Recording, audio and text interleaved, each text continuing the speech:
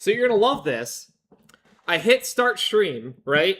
And then I downsized it to start the game. Switch over to the game. And because I downsized the window while it was in the middle of starting the stream, it just apparently gave up until I brought the window back up right now. What a wonderful platform. Anyway, can you hear me now? Are we all there?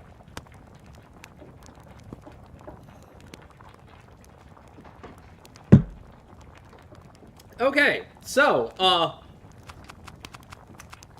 this is Scarlet Deer Inn. And, you didn't miss it. You missed, like, the first room of the game in which we saved a horse from the dangerous precipice of the window for our son. But yeah, so this is Scarlet Deer Inn. It is a platformer question mark?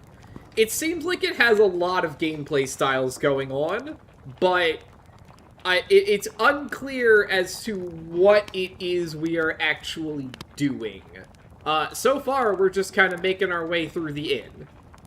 Yeah, I think this is the game that got some, I want to say this got some attention because the devs either, I don't know if they did this for all of the sprite work, or if it was just, like, this one thing that they, like, a one-off thing they did, but they actually, like, embroidered it onto a thing. And the dialogue boxes are all, like, fabrics.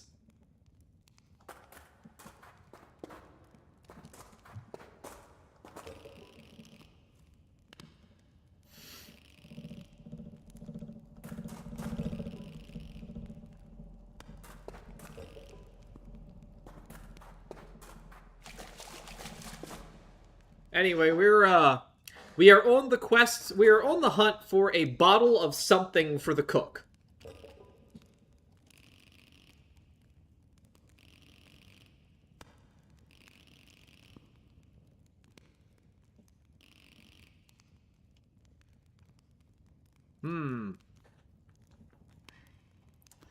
Alright, so what do we want to give the cook? Do we want to give them a bottle of mead or a bottle of wine?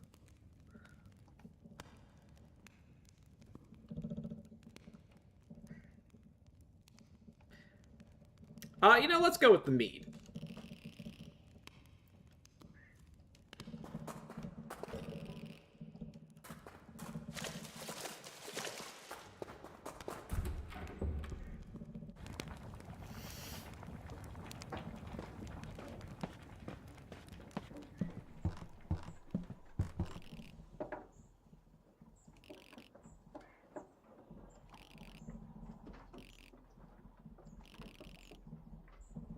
How big is an Oliphant?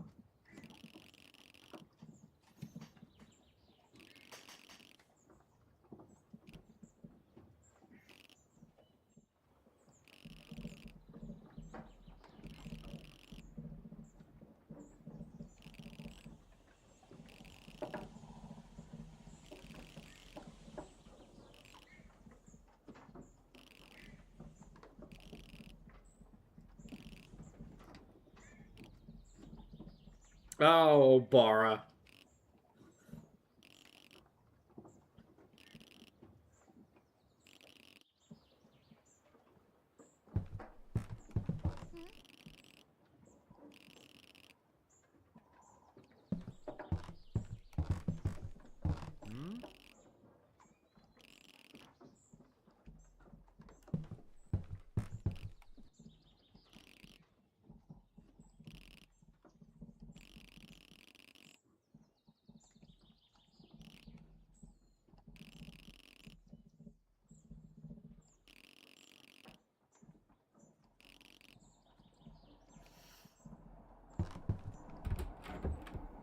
I'm gonna go out on a limb and say those tables are not going to be cleared by the time we get back.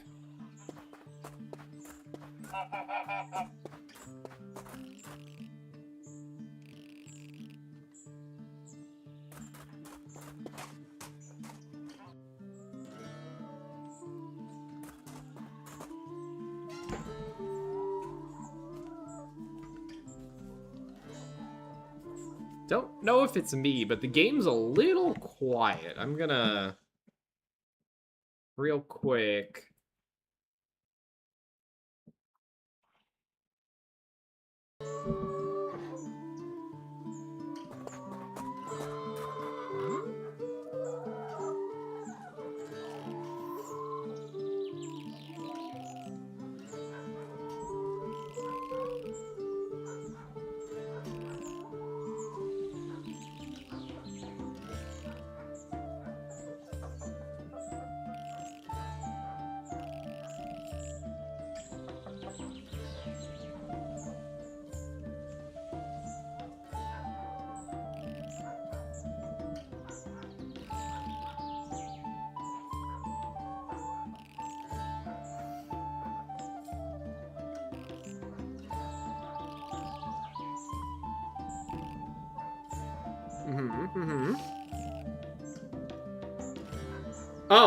Oh, sorry. Sorry that our mead isn't good enough for you.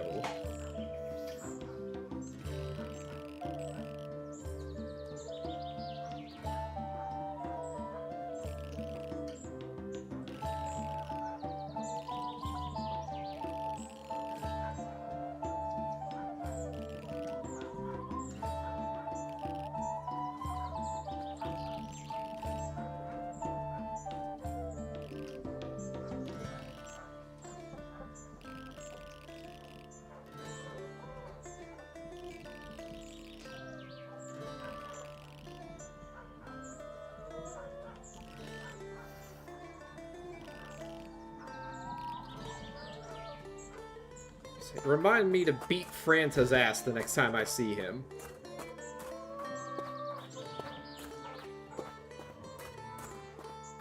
But sure, we can help an old lady.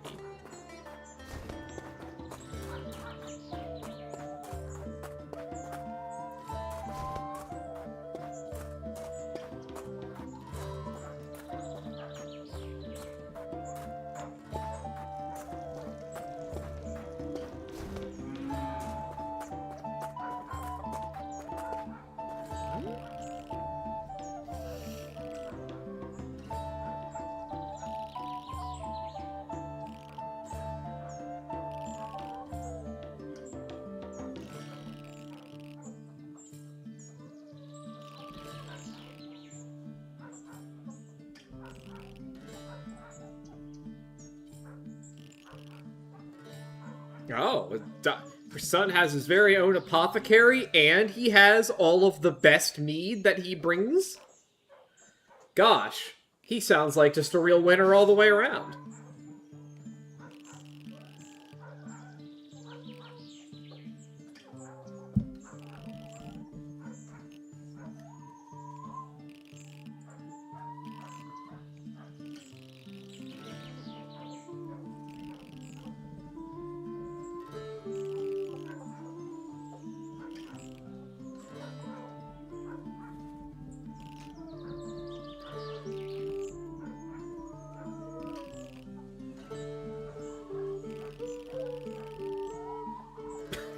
Wow.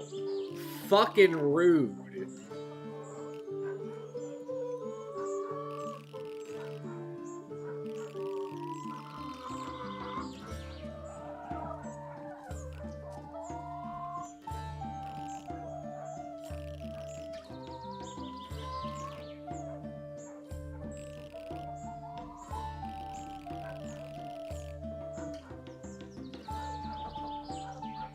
Oh, God. Okay, so the middle of the tray is for Otto.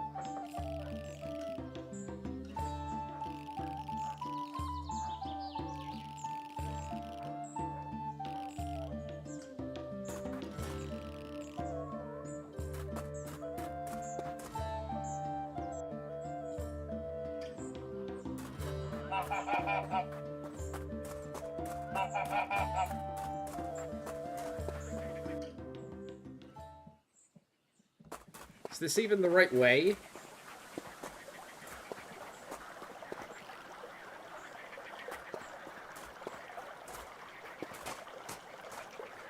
Alright, what do we got here?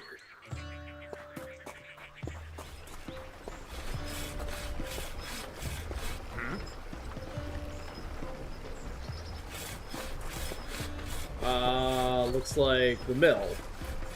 Alright, we all need to be here.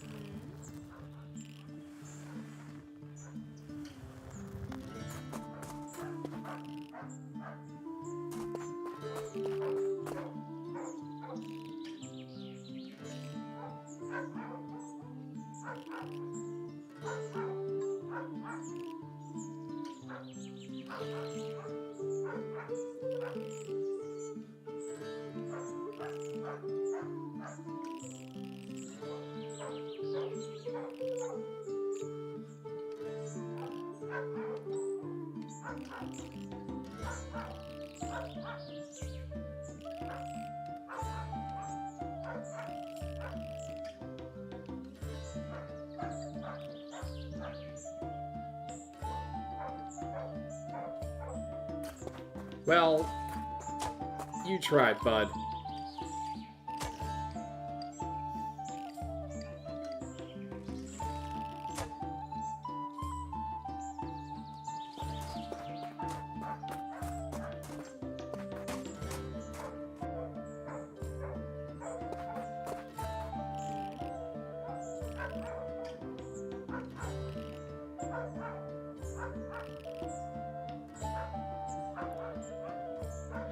She's definitely a mom. Unclear on the single part right now.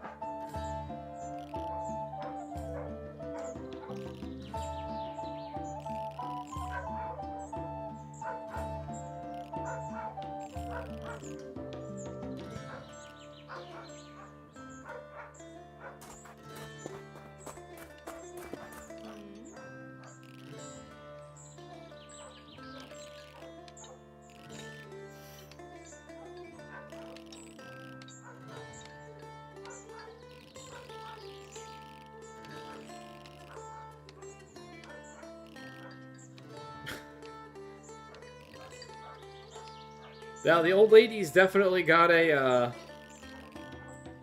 reputation.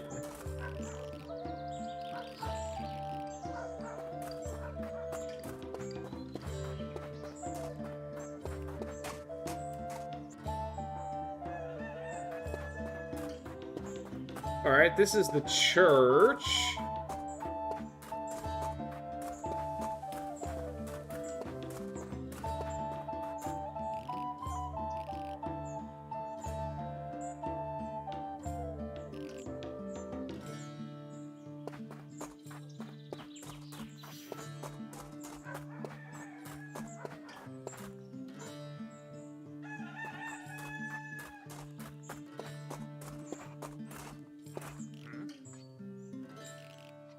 Otto, the winemaker. Well, first I bought you a cake.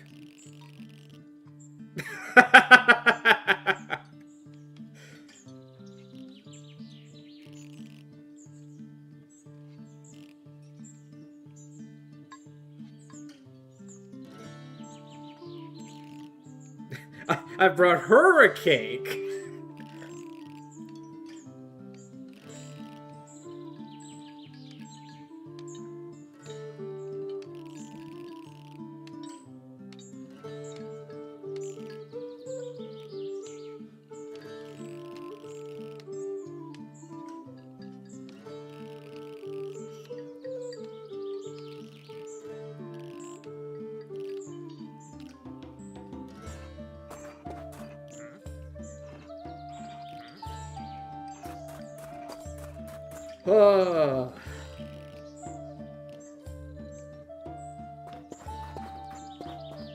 Alright, maybe she's at the church. I suppose we didn't go in, so...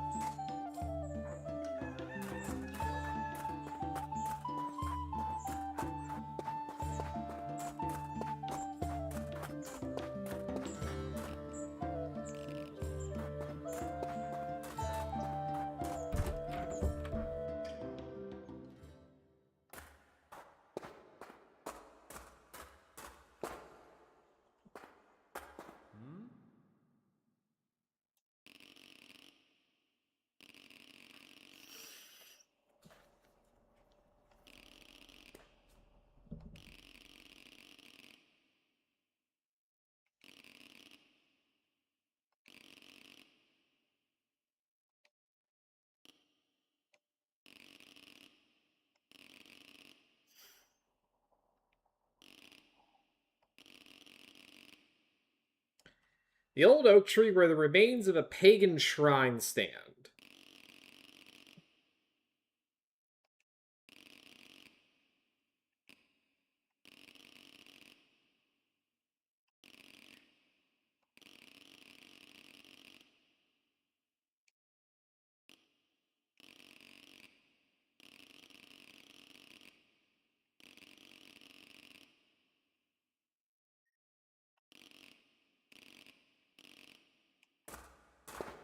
Pet the cat.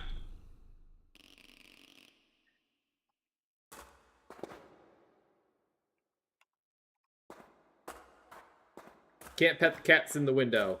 That's a tragedy.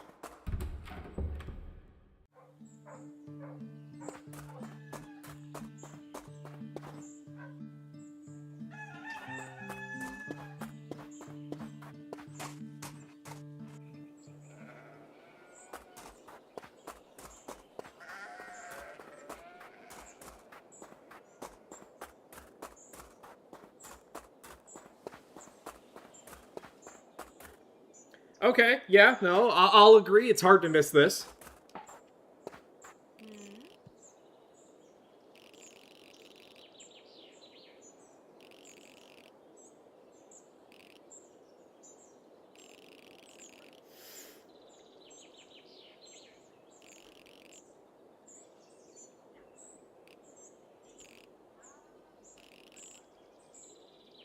Hmm.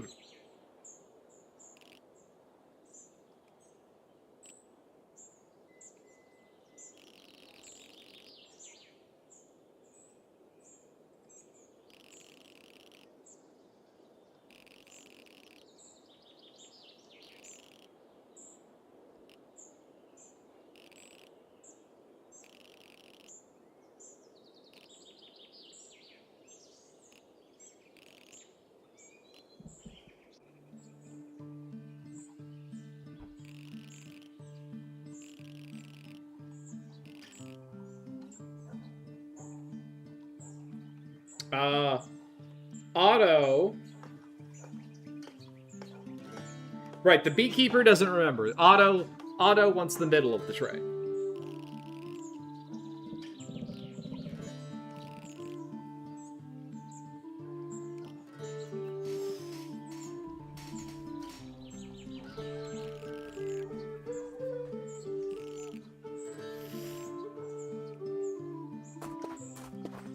Alright, we've successfully found one person. Now, where's this fucking beekeeper?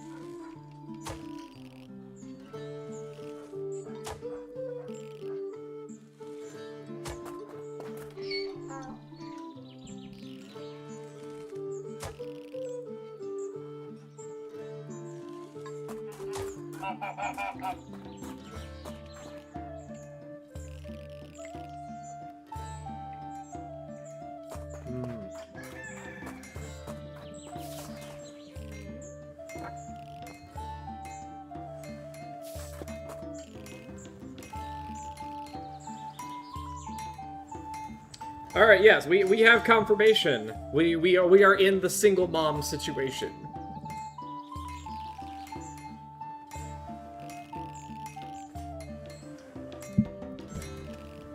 So yes, that dude absolutely is like...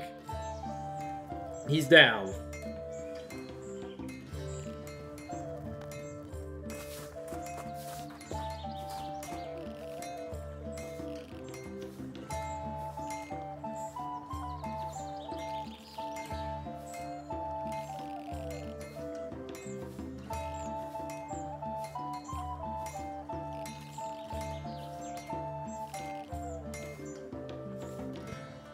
That kid is psyched about slugs.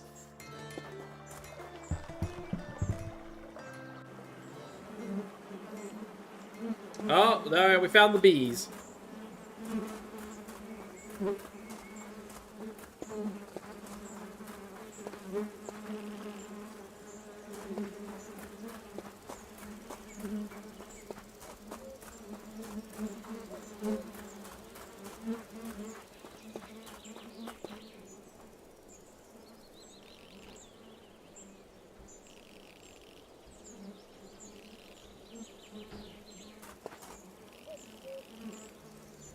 Well, sneak into the house, knock on the fucking door.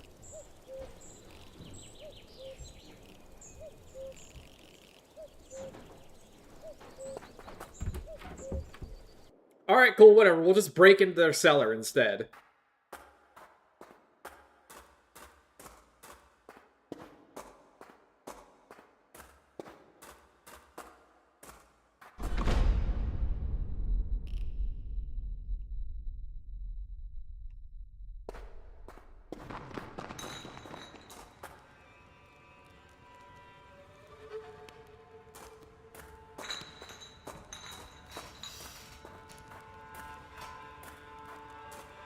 Hang on.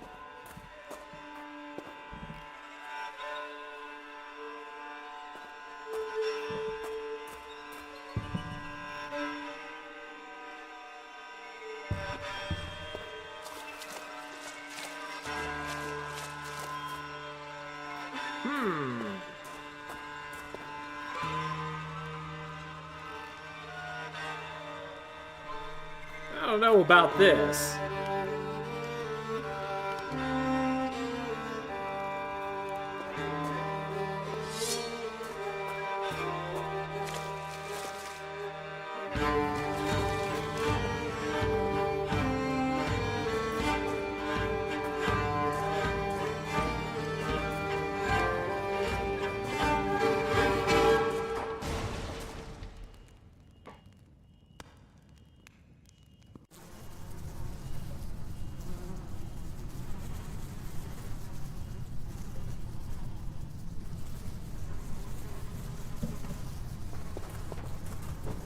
Okay. Now we have platformer controls. Is this not... Why is it not suddenly fitting... What the fuck is this game doing?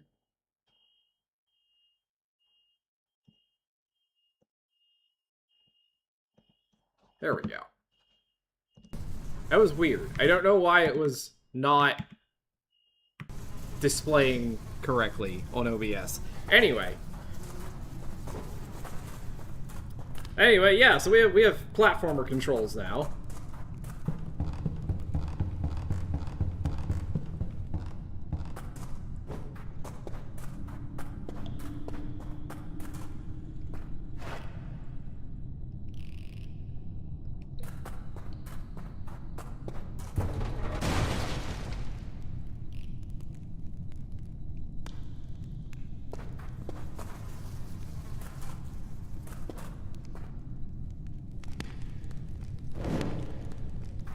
Alright, we got some light.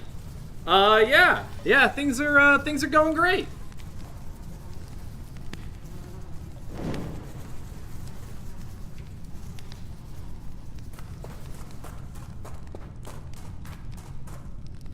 Nothing that way, and we can't go back up, so... Oh, torch is gone. So torches have very limited lifespan here.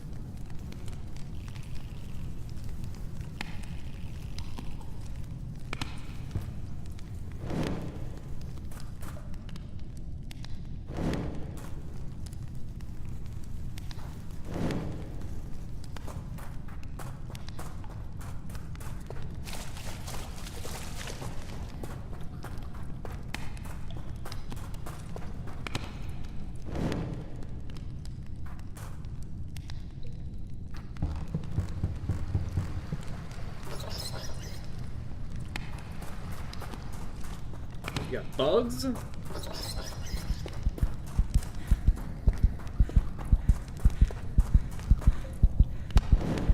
I'm surprised we made that before the torch went out.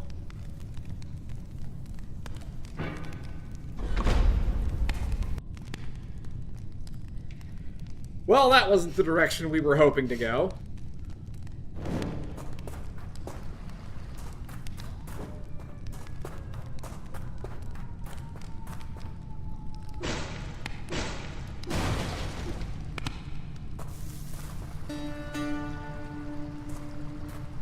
Well, we're back outside, at least.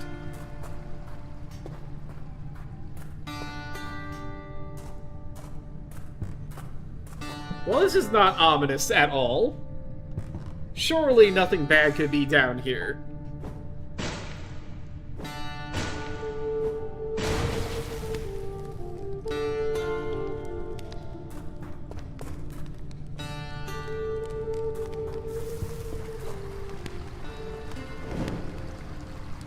It's true. It is still that. Imagine being bothered to change your profile picture.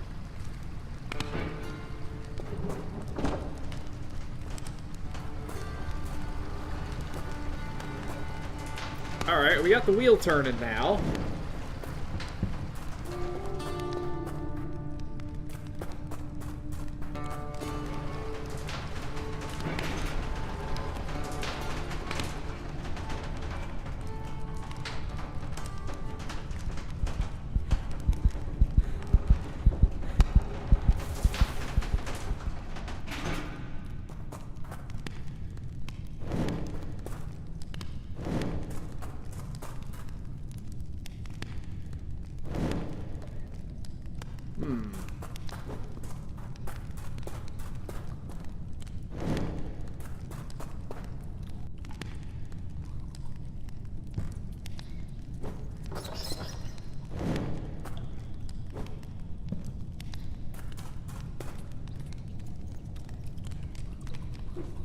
That breakable wall? No.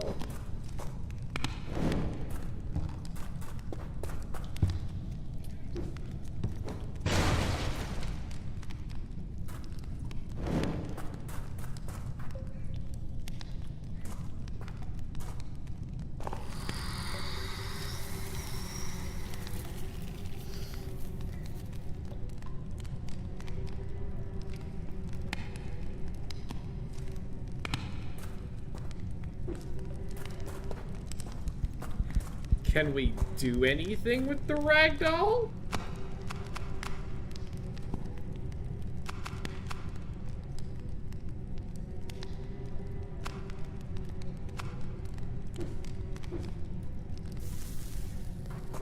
Doesn't seem to be the case. Okay, yeah, so we take damage in the dark. That's important.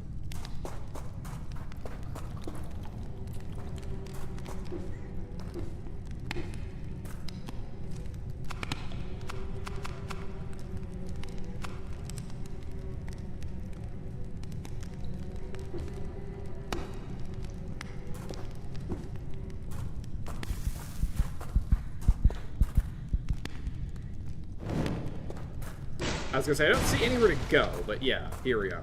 Oh, okay, cool.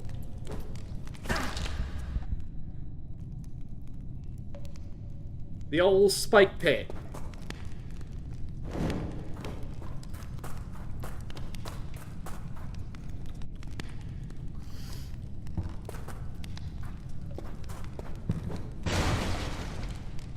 Alright, did we keep the ragdoll? Yes.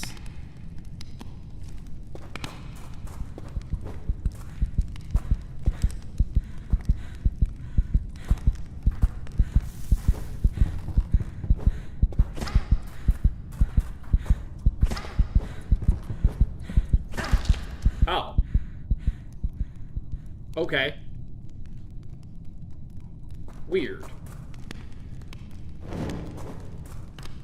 Did I miss a torch we could light somewhere there? It doesn't feel like it goes long enough to do that.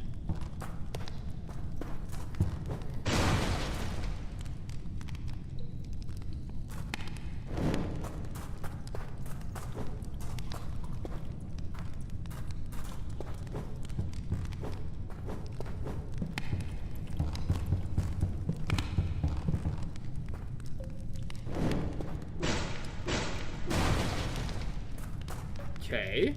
Shortcut.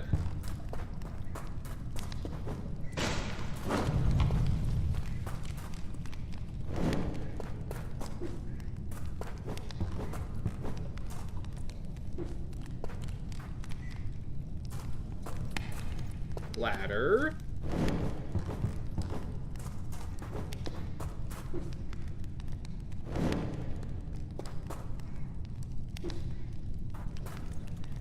Is there anything here?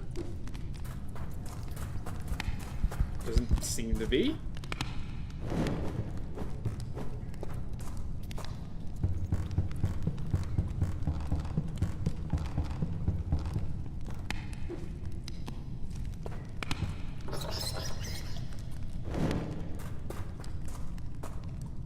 Got a box?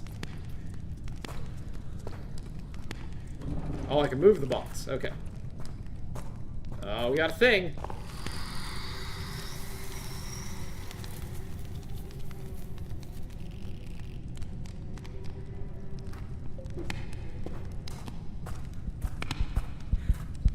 Alright, so what do we need a box for? For that.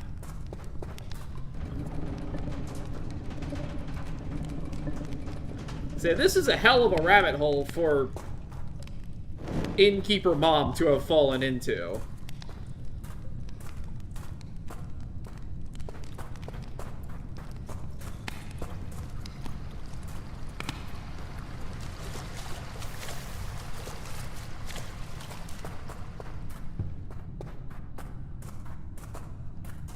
We're gonna take damage going that way.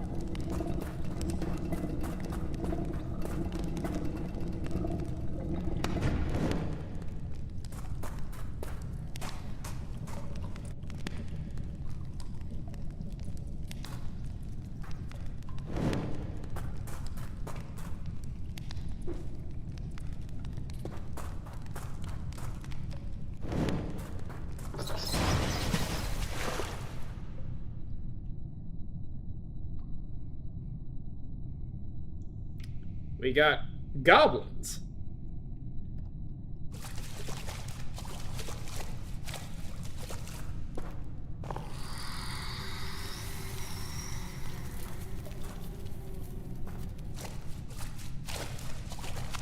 Hey, not for nothing. Can we, like, equip that sword at all?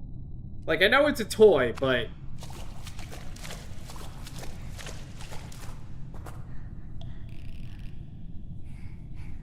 Alright, do we trust the goblin chat?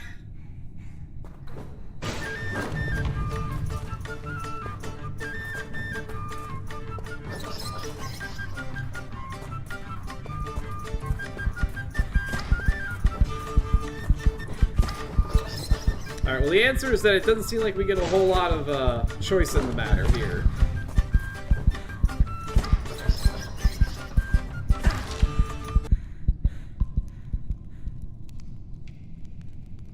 Oh, wow. Dropped me all the way back here. Oh, this game's checkpointing is rough.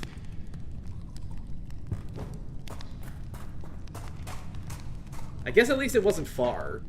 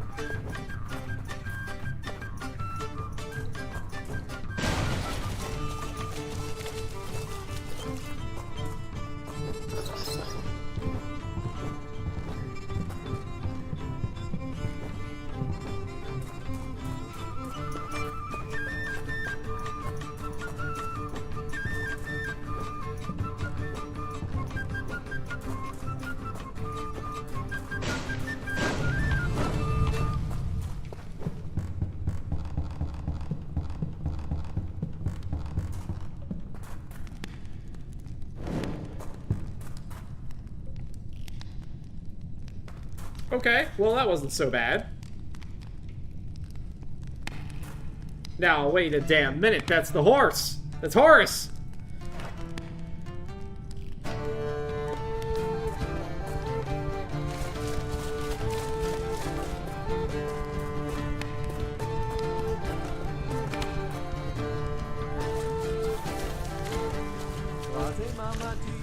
Přes pole a louky, nehněvej se na mě, běda nám. Zapletá nás osud, co předehru tounit. Má milá matičko, prosím zpěkej k nám.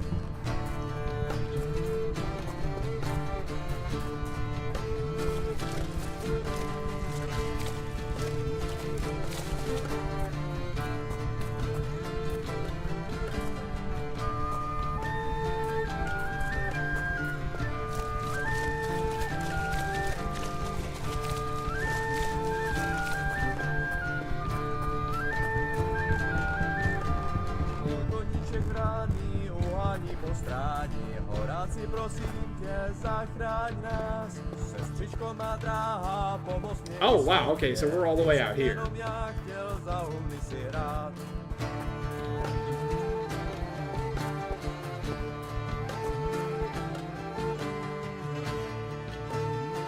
Okay. Well, that was, that escalated very quickly there at the end.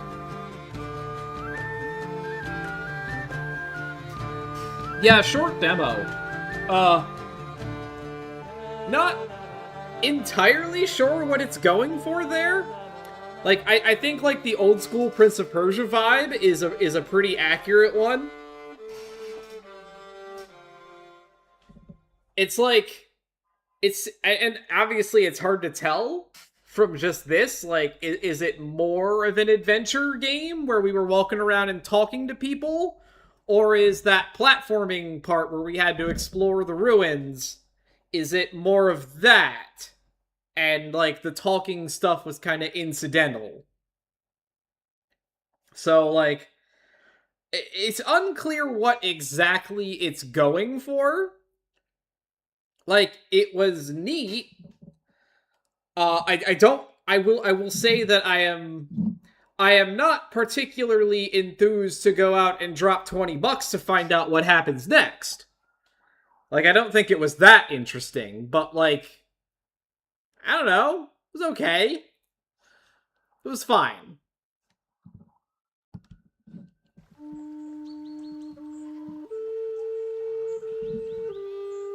Like, it's definitely got a hook. Similar gameplay loop to Catherine? Maybe. Maybe you do kind of errands around town and then you accidentally stumble into, turns out one of your neighbors was a serial killer. Who can say? Could happen to anybody.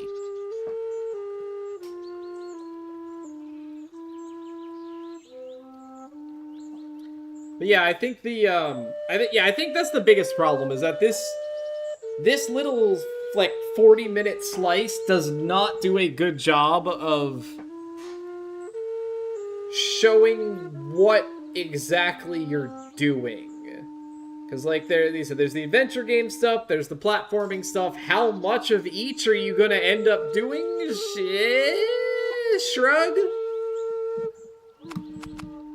I don't know. It's fine. We played it. We're gonna move on. Let me get the mermaid mask kicked up. I'm very excited about this one.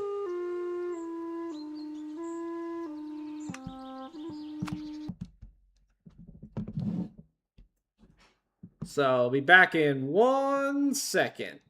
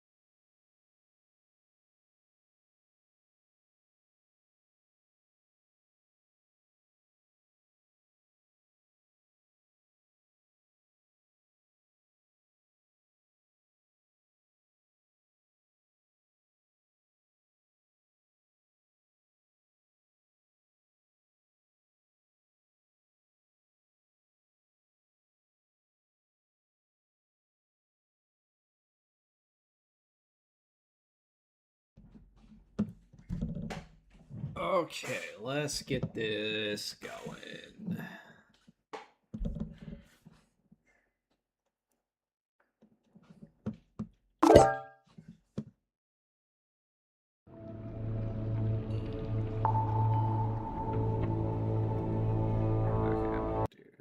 That.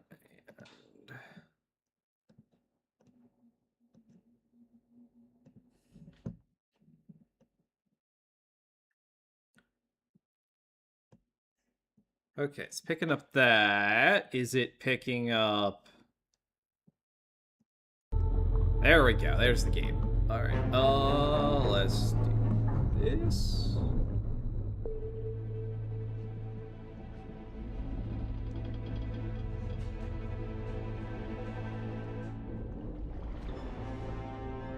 Okay. I think that's working correctly now.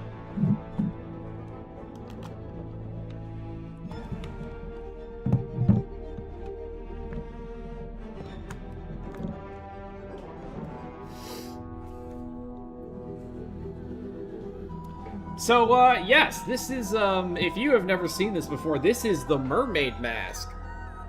This is the third game in the Detective Grimoire series.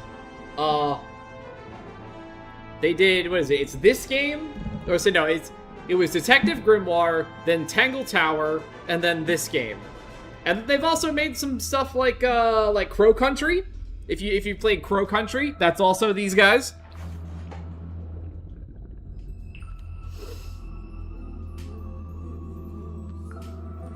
So, a lot of bangers by this studio. I really, really enjoyed Tangle Tower. It's not quite a detective game. It's probably closer to the Phoenix Wright side of that whole spectrum, but it is in that ballpark. So let's and this is their most recent release. This came out like a week or two ago. It came out very recently, and it's very good. So I am excited. Let's do it.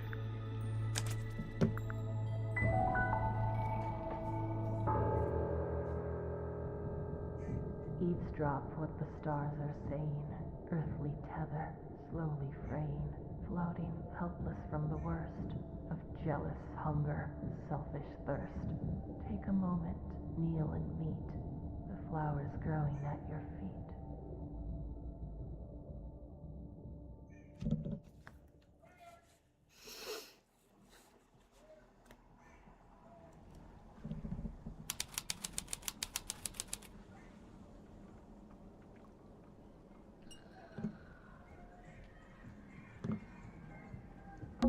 It's a painting of a sea serpent. Wait, is it a serpent if it has legs? What do you think, Sally? That is a correct response to a question like that. Ah, thanks for clearing that up.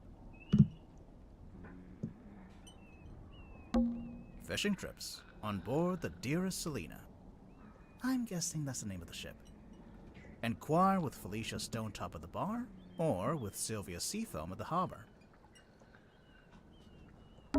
It's some book Sally's been reading. She insisted that we bring it with us, although I'm not sure why. Alright. Hex of the Helmsman. That does sound like a fun little nautical tale. Something terrible awaits you in the depths. Will you face it?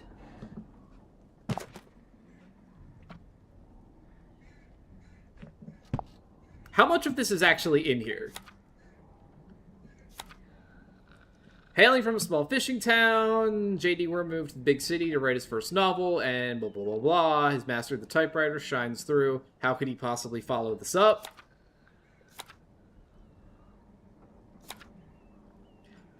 Marcus Mordoom tightened his grip on the wheel and stared out across the bleak horizon. On this morning, the familiar frigid air of the South Sea carried something more than salt spray as it whipped around his weathered face. on this morning, the familiar howling of the wind seemed to be in duet with a much grander voice.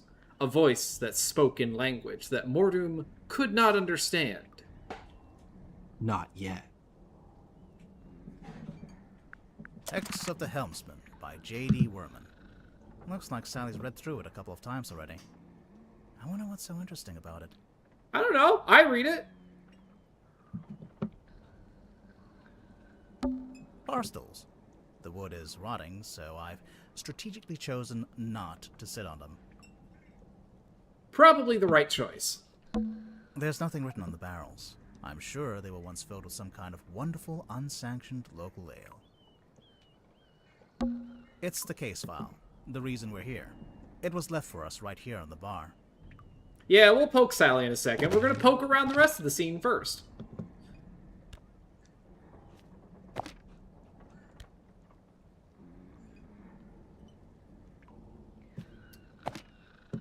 Alright. So, we have the murder victim, Captain Magnus Mortuga, at the theater in the submarine. He had locked himself in the room. It was later forced open. The body was discovered. He was found alone, laying on his back, single cut across his throat, no bladed weapon of any kind in the room. The theater is mostly empty, save for an ancient stone cauldron with a thick metal lid. The purpose of the cauldron is unknown, but it has never been unlocked before. It is now unlocked, and it is now open. So, as you may guess by the fact that this was given to us by the captain of the submarine, we are underwater. We are on a submarine as part of the setting. As far as I know, that's who hired us. And who left the case file here in the inn. But where are they now? Where's anyone? Sally, what do you think? Great contribution. Alright, Sally, time to get up. It's Sally. She's fast asleep. To be fair, it is 4 in the morning. I agreed to stay awake and see if anyone shows up. So far, nothing. I thought I heard something outside. Hello? Sally, wake up. We have to go. Why? Because there's an eerie green light trying to lure us outside. Oh, that's a pretty good reason. I'll get up. Yeah, that's a pretty good reason. I think it's time to go outside. To move around, use the map button in the bottom left. Alright.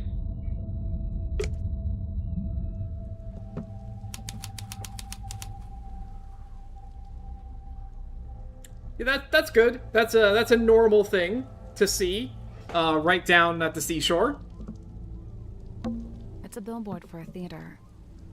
Baroness Fortuna presents Fortuna Hall. Performing tonight, Waylon Wolf. Oh, tonight? Yeah, we didn't come all this way to go to the theater. And why not, Grimoire? Why can't we go to the theater? I think that sounds like a lovely time. Also, the sign is several years old. Okay, that's valid. The Stone Top Inn. The best inn in Silkworm-on-Sea. It's the only inn. And therefore the best. Another abandoned building. Mr. Grip's Emporium. What do you think they sell? Currently? Nothing. Another abandoned... What do you Currently? Nothing. There's something in the water. What is it? I don't know. But whatever it is the source of the green light.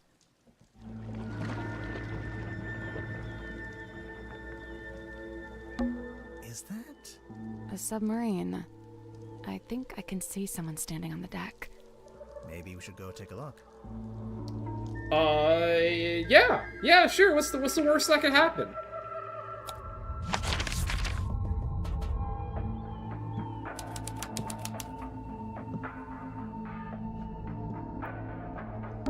Looks like it initially said Seafoam, but that got crossed out, and now it says Mortuga. I'm getting mutiny vibes from this. I don't know about you. It's the wrong way around. What? Take another look at the case file.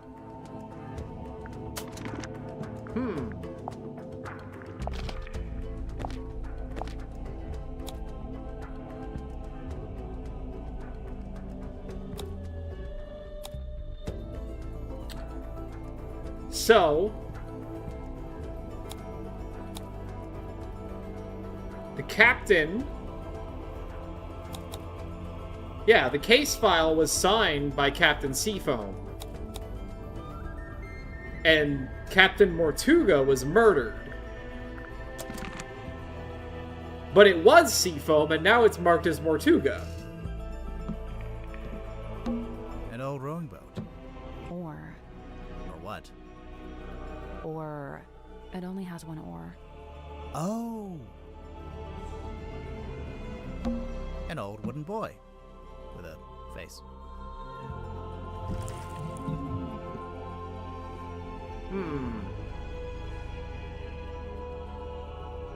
This is where the green light was coming from. I noticed it started to fade as soon as we stepped onto the deck. So it's a boy that doubles as a lighthouse?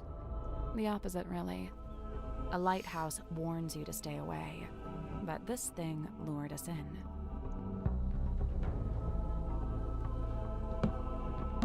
The coastal rocks that curve around the bay of Silkworm on Sea.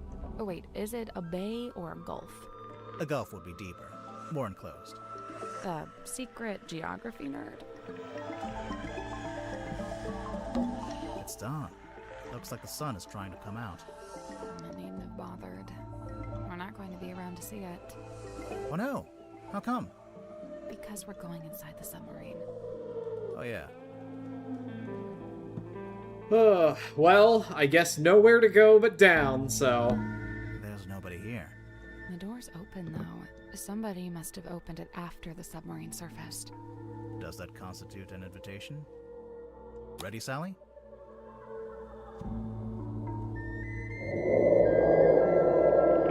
What did you say? Huh? I didn't understand what you said. I didn't say anything. Oh. Weird. Are you okay? Yeah.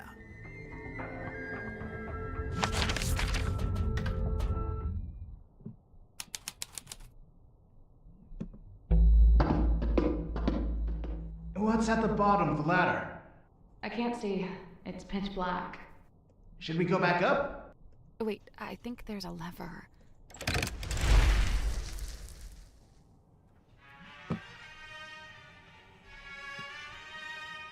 Okay. Well... It's like an old-fashioned drawing room. I don't see any drawings. It's short for withdrawing, as in you withdraw there after dinner. I actually never knew that. A glass of wine. Ominously left half finished. I mean, somebody must have been here recently. Maybe the wine was corked. Ominously corked.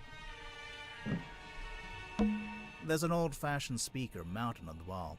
It's playing spooky music. It's the kind of music you'd hear at a fancy party for vampires. I hear it. But the vampires are all wearing masks, and there's one guy who's secretly not a vampire, and... Sally. That doesn't even make sense. Why would a guy who's not a vampire infiltrate the vampire spooky party? That's just asking to get in trouble. I think this door leads into the control room. I want to go into the control room. Well... You can't. It's locked. It's taped up on the other side of the door. You don't need to come in here. The crime scene is one floor down at the very back of the submarine. Captain Seafoam. Thanks for the directions, I guess. Do you get the sense that the captain is hiding from us? Why would they do that?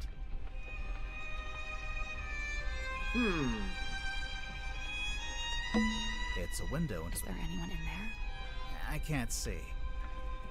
Is there anyone in there? Very hard to tell.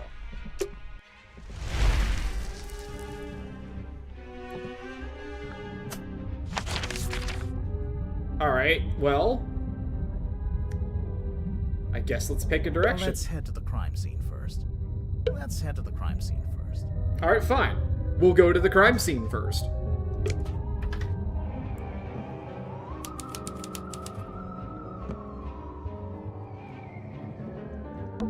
Three tables, arranged into a Z shape. It's actually more like an S from this angle. Oh, maybe they were trying to write my name, but they ran out of tables. I mean, why wouldn't they be doing that? That sounds like the most logical explanation to me. It's a big metal statue of a serpent. There's a cabinet built into it, but I think it's locked.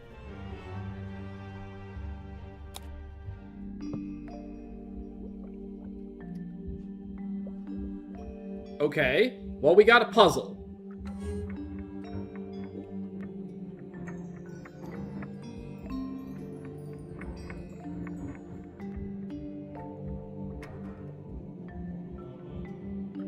Is it sides? The number of sides that are visible?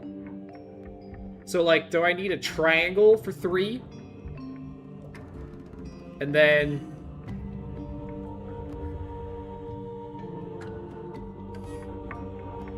And then I need that there. Which one is this? I need a 4?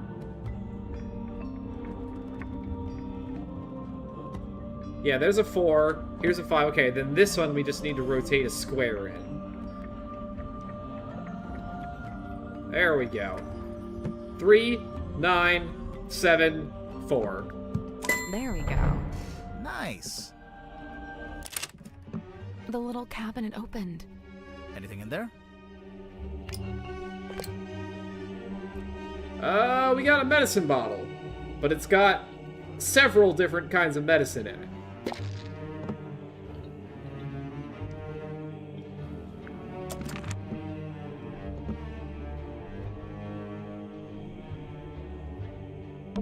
Pufferfish lamp. A timeless classic. 3 tables, arranged. It's actually... Oh, maybe Alright, nothing else here. a wooden chandelier. A wooden chandelier sounds dangerous. A picture of a fish. Delightful. Alright, well, Oh, there's a lot of rooms that we can go in.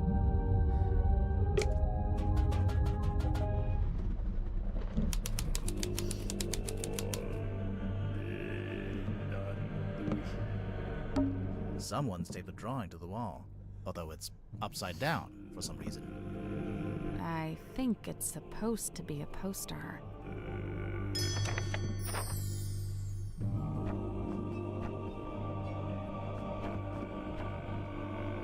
Title here, Illusion Theater.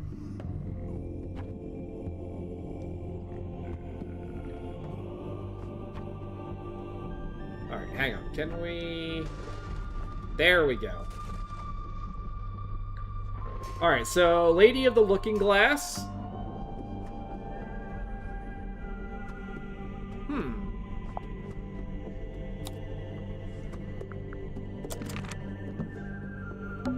The stool's been knocked over. Doesn't it look familiar to you? Sally, it's a standard wooden stool. I don't... That's not true. Those are the same wooden stools that were in the Stovetop Inn. It looks exactly like the bar stools in the Stonetop Inn. There's a little broken bottle on the floor. I'm guessing Mortuga dropped this when he died. Alright, we got the moon bottle. It's got a subtle botanical scent. So, this is where Magnus Mortuga died. It's just like the case file said. He landed on his back with a cauldron at his feet. He was killed by getting cut across the neck, right? Yeah, you can see that's where the blood came from. But there's no weapon.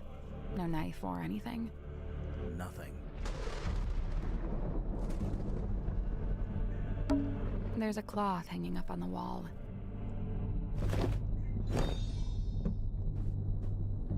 The Stargazing Girl.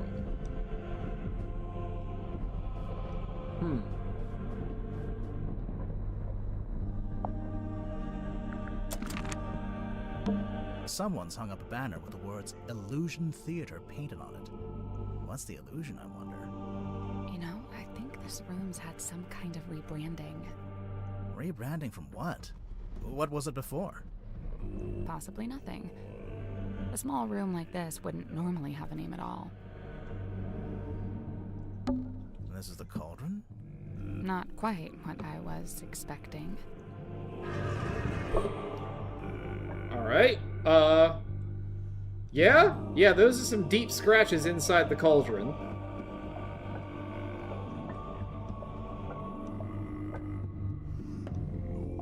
Doesn't seem to have any obvious mechanism to open it.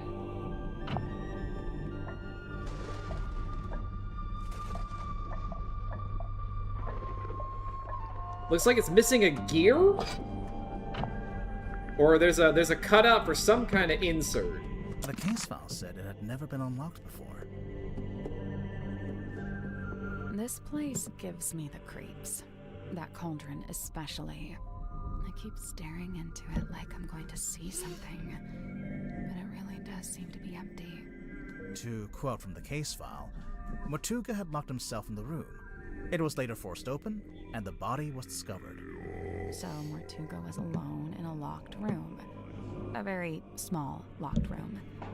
There really isn't anywhere for a murderer to hide. I'm not so sure. I think there is a hiding place.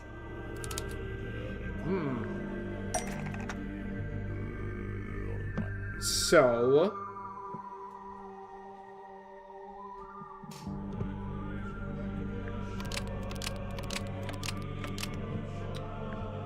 what happened to Magnus Mortuga? What are our options here? Removed, unlocked, replaced.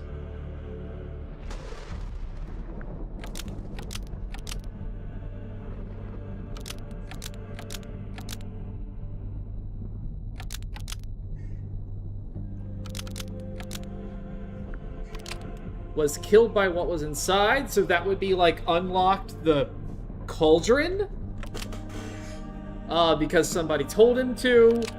Killed the person inside. That would make sense if Magnus was in the cauldron, but Magnus was outside. Hid something inside. Can't be that, because the cauldron's empty.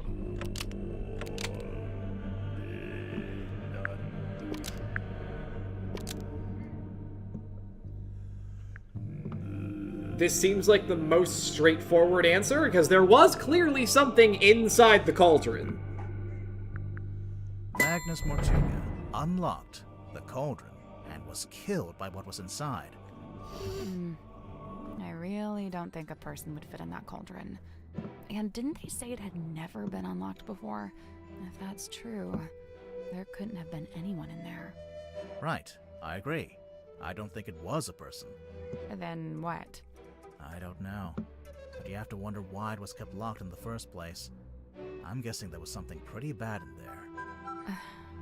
Look, Mortuga died from a cut across his neck, not from some vague paranormal entity.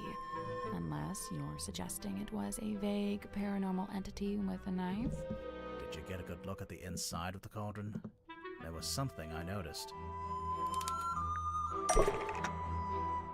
I noticed the cauldron inside the cauldron. Scratch marks.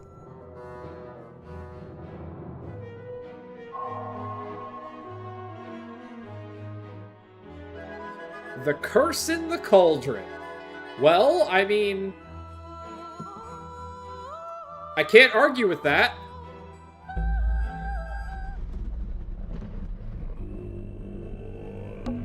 It's Mortuga's stone cauldron. Oh, we did this already. Alright, well, there doesn't seem to be much else we can There's do a wooden here. panel on the wall here. Can you see anything through that little hole? No, it's too dark.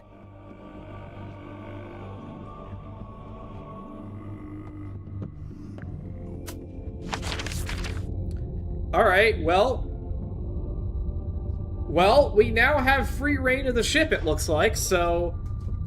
I guess let's just kind of go in order?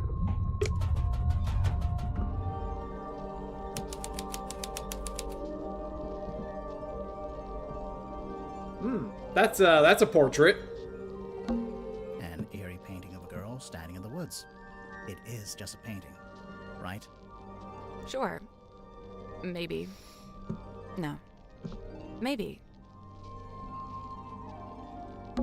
It's a seahorse rocking horse. Oh, can I ride it? I don't know. Are you a small Victorian child? Yes. Okay, Sally. A walking stick, standing up by itself. I think it's part of an illusion. What illusion? Invisible man, maybe? I don't see it. A page ripped out of a newspaper. Lady of the Looking Glass enchants the audience. Oh, that does look like the girl who was in that portrait does look like the girl who was like the subject of that play.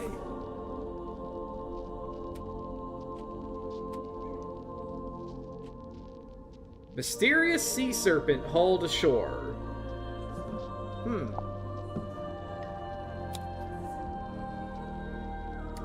The young illusionist, who goes by Symmetry Silkmoth, begins the show with her signature act, in which she holds her parlance with her own reflection in a large antique mirror. The symmetries blah blah blah blah blah.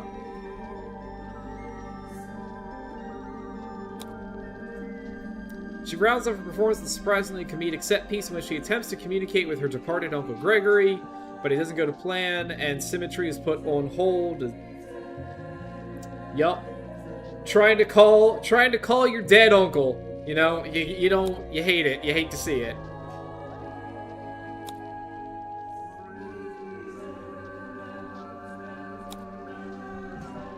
"3 a.m., the witching hour, and the moon is out. Dearest Selena creaks into port. Its once cheerful frame now seems burdened, heavy. It has a secret. A moment passes. What's this? Something is hauled up onto the slime-slick rocks behind old Silkworm Harbor. A body. A creature. Its eyes are closed. No. Wait. Look again.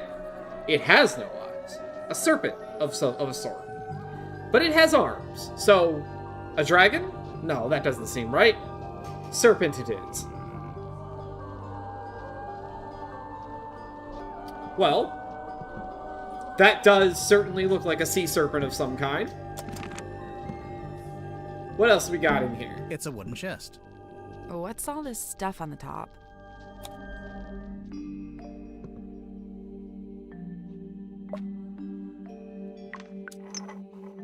Okay, so we've got 4 lenses.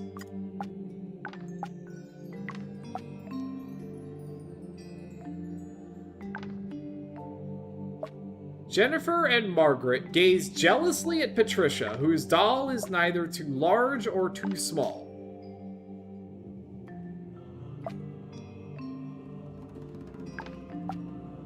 Okay.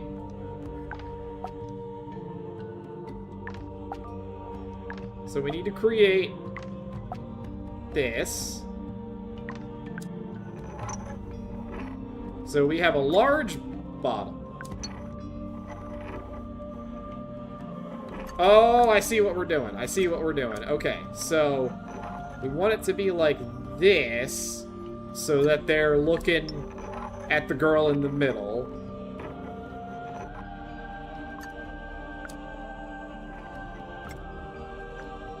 Oh, that was it. Nice work. It opened. What's in there? Oh. Sick. We got an eyeball.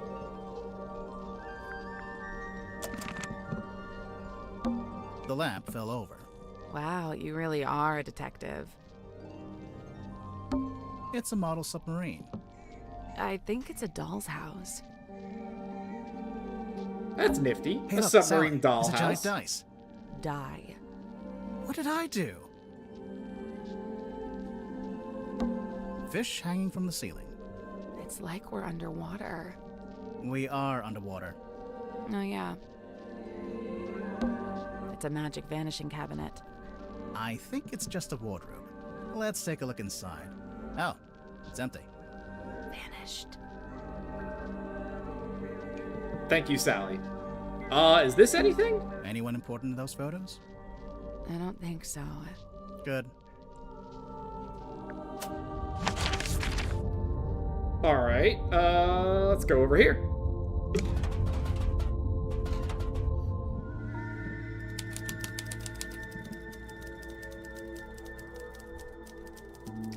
Alright, well, I guess let's start with these gentlemen.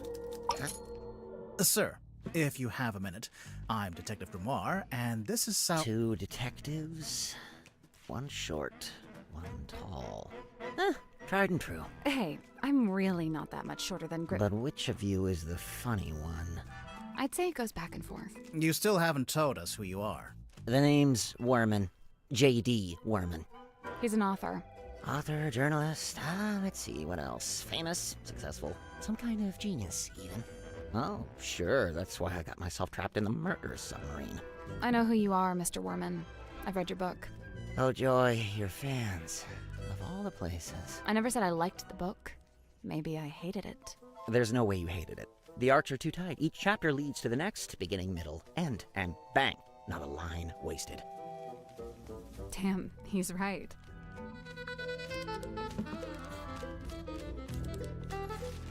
Okay. Alright, tell us about yourself, Mr. Werman. So, Mr. Werman, you're a famous author. That's what they tell me. How did you end up on a submarine? I came of my own volition. Why? I wanted somewhere quiet to work on my next novel. Minimal distractions. Not saying it's worked, but... You're writing a sequel? Trying to. Hang on. A sequel to what? Grimoire, are you not paying attention? Well, There she is. Benefactor and burden both. Sally, how did you know to bring the book with you? Because Mr. Worman's local to the area. It says so right here. Hailing from a small fishing town named Silkworm-on-Sea, J.D. Worman moved to the big city to write his first novel. My publisher wrote that. It's quite true, but she made it sound so saccharine. So you're from the town. You moved away, and then you came back. Now, see, you've gone too far in the other direction. That's too utilitarian. I get going back to your hometown for peace and quiet, but then to end up on the submarine? How did you even find out about it? Did you already know Mortuga? Oh, I knew of him. He's a figure of some infamy, submarine included. In fact, it was good to finally put a face to the name after all those years. So, how'd you like living on the Mortuga submarine? I will say, as a writer, it's a boon to be aboard this thing. The whole place is dripping with human narrative, stories practically leaking out of the walls. It's also a lot noisier than I thought it'd be. I couldn't have guessed Mortuga would basically be running a bed and breakfast down here. It was already busy when you arrived? Before the arrival of Mariana Moon, Dirk and I were the last two to join the gang. It's kind of surprising there was still a bunk room free at that point. Well, I wouldn't look a gift horse in the mouth. What's it like sharing a room with Dirk? Oh, we get on like a house on fire, 2 peas in a pod, that's us. And what about everyone else? It's a fascinating little microcosm, utterly discordant and yet somehow harmonious. At least that's how it felt before the captain was murdered.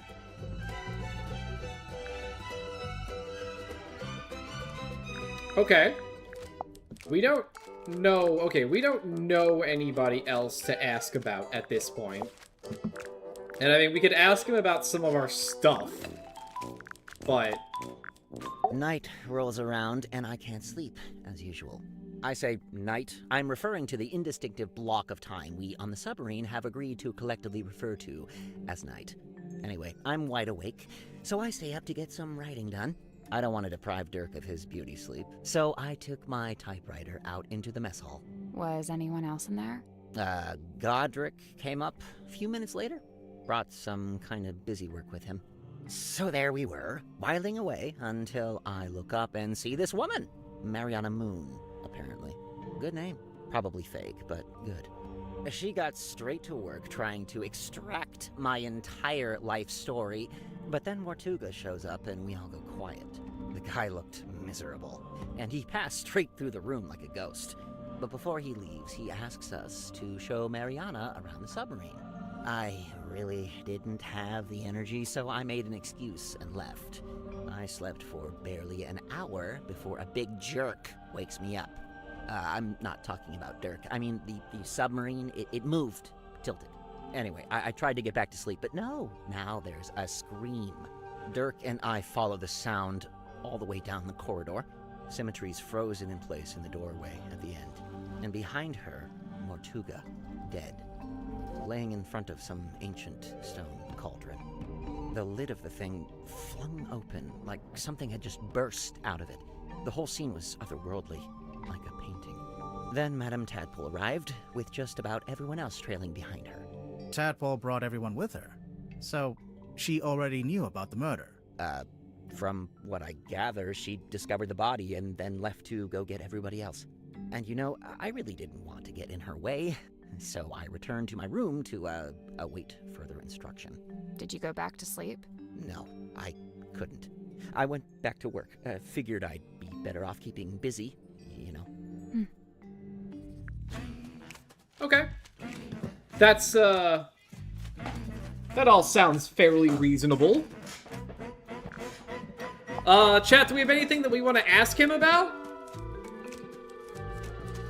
He doesn't seem like the type that would know anything about really any of this. Picture of a moon. Tried asking Mariana Moon? Wow, never would have thought of that. Occam's razor, my dear. Who?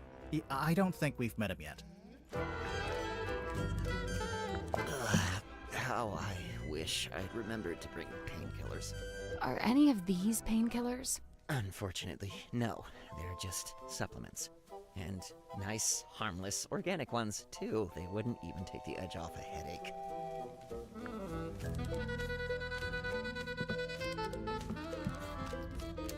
You're right. We should show him our attorney's badge.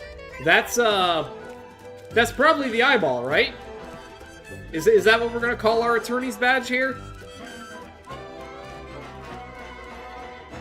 What's this? The world's smallest piggy bank? What? It's not a piggy bank, is it? Well, it's got a slot, and there's something in there. I thought maybe it was a penny. Oh. Okay. Hang on. Hang on.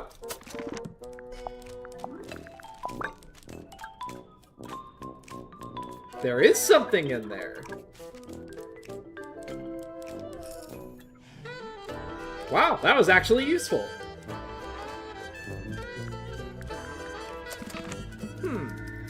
Alright, I assume this must be Dirk then? Hey, what's up? How's it going? It's going good, I think. Awesome. Yeah. I'm Dirk, by the way. Who are you guys? I'm Grimoire, and this is Sally. Oh, cool. So you're the detectives? Yeah, we're here to investigate the murder of Magnus Mortuga. Oh, yeah, it's a major bummer, honestly. He was a pretty stand-up guy. I mean, you know, sure, kind of an oddball, but like in a good way, you know? I mean, he was Dirk, you didn't tell us your surname. Oh, right. Sorry. Dirk Dansom, actor. So, yeah, anyway, hi, and what can I do for you folks? He's adorable. Can we keep him? No, you'd forget to feed him. I would, yeah.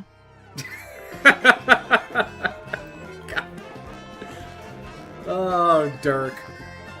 This man has big himbo energy. So, Dirk, you're an actor. What kind? Oh, well, so for ages, I just did commercials, and then about a year ago, I finally got cast in a movie. Nice. Anything I've seen? Well, it's called Hex of the Helmsman. I played the helmsman. Marcus Mordoom? Oh, you've seen it? No, but I read the book. Oh man, the book is gnarly. I mean, I'm not usually one for reading, but I actually finished it. Yeah, the whole thing. Congrats. The author's a stand-up dude, too. J.D. Worman. You know him? Well, yeah, he's sitting right over there. You should go talk to him. Super friendly, loves meeting new people. I bet. Was your movie a success, Dirk? Yeah, man, it's making megabucks. Are you going to make a sequel? Well, they want to move on that ASAP, but, we're not ready to start filming yet. And what? You're taking your vacation on a submarine while you wait? No, I'm just tagging along here with Worman. Yeah, he wanted to take a trip out here, and I figured, the more the merrier. I am sure that those were his exact thoughts when Dirk said that he wanted to come with him out to the submarine. What do you make of the Mortuga submarine? Man, this place is wild. It's like something out of a weird old book. Nobody back home is gonna believe any of it. How do you like living here? Honestly, mixed bag.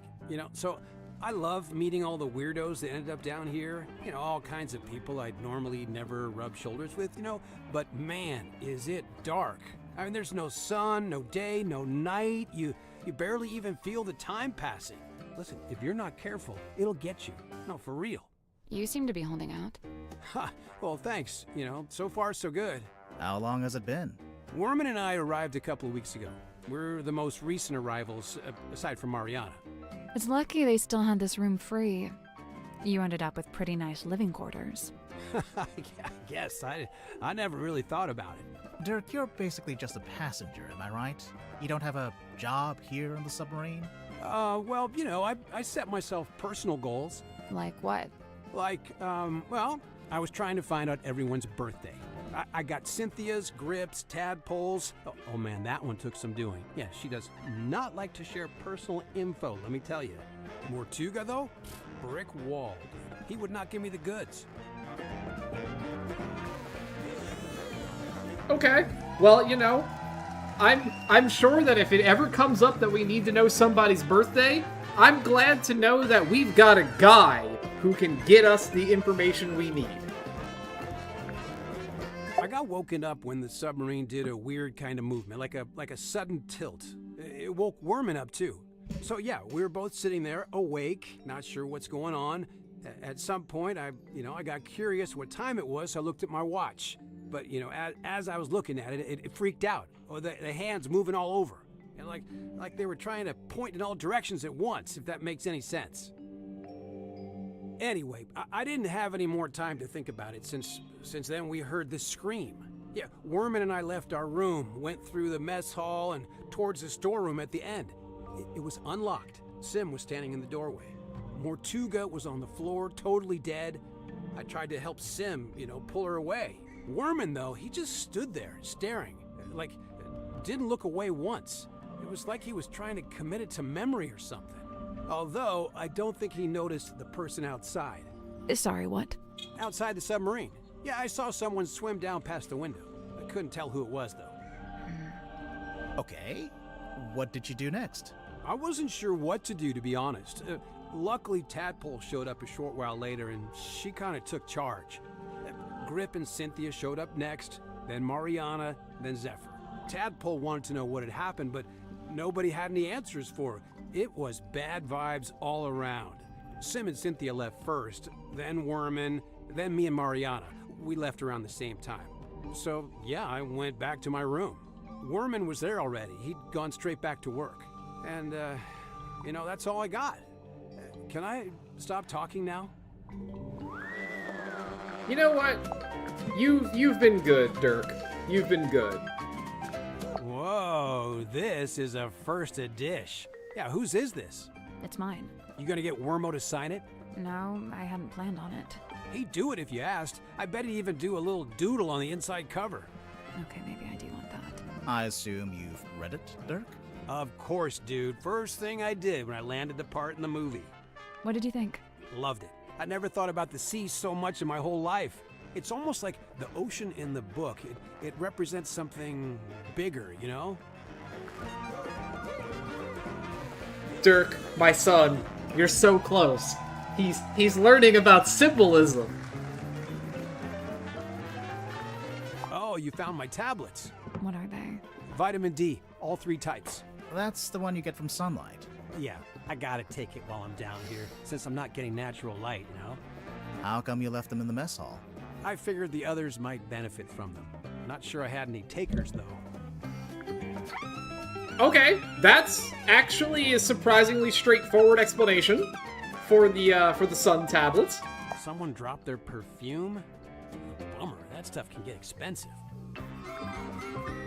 Man, Mortuga really was an odd duck, wasn't he? I mean, who owns something like this? What's it even for? It used to be locked, so I think he kept something inside it. Oh, what? And it got stolen?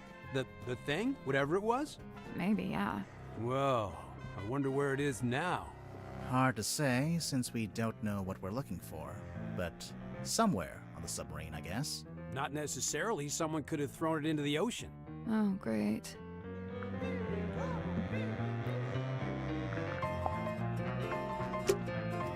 All right, let's take a break and see what we can find in this room.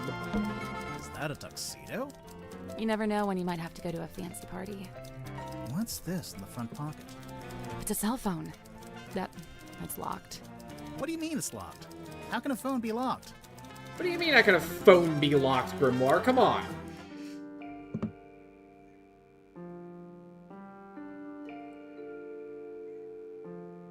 Okay, yeah, I see how the phone's locked now.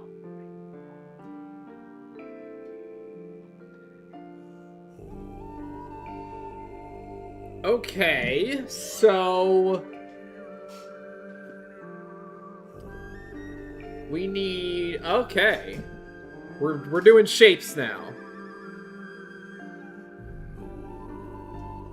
Alright, we need a horizontal line here.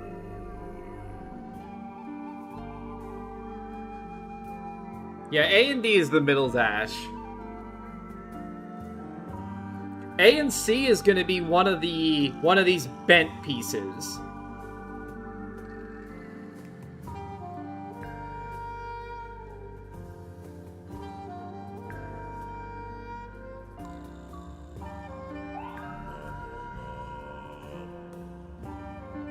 I think there's a couple ways to do this.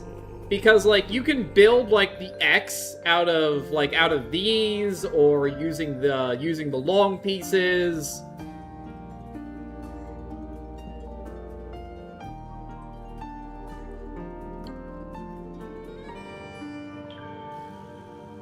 Okay, we can do this one, though, because this one just needs that and a vertical piece, so that's done. Oh, no, not that.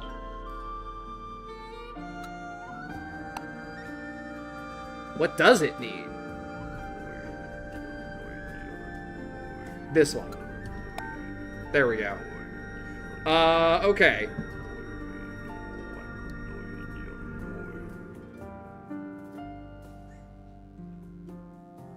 Yeah, we need the half L lower right, but not for the AB intersection though. So that's got to go up here somewhere.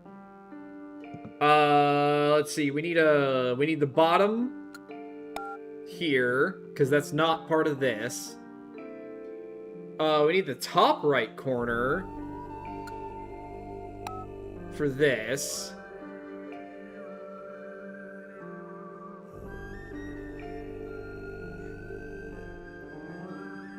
If this is here,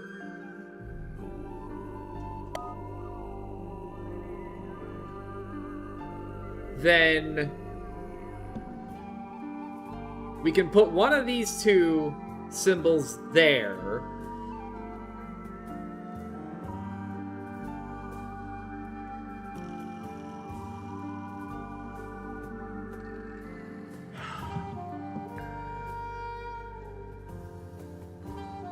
Can we? How do we build two different X's is the question.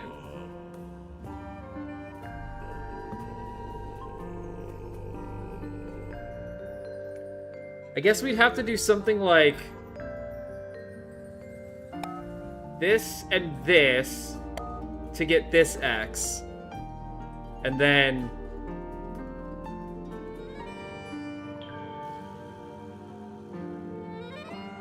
that goes here, this can go there. I think that's right. That looks good. That looks good. That looks good. That looks good. There we go. Nice. It's unlocked. So now we can look at it?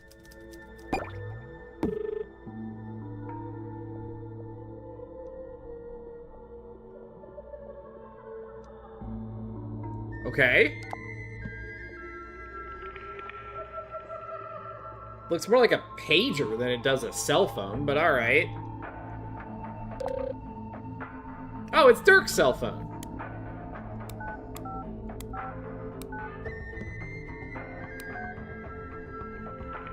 Alright, so he's made 2 calls outgoing.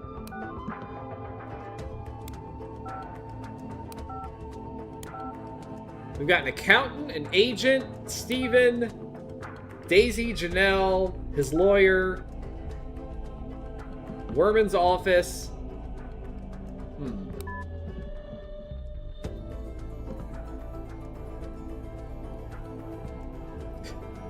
To Dirk007 at DirkNet. That's the kind of email address that I want. Offers on the table, 500 grand with no multi-picture deals, sci-fi, lasers, explosion, it's gonna be big.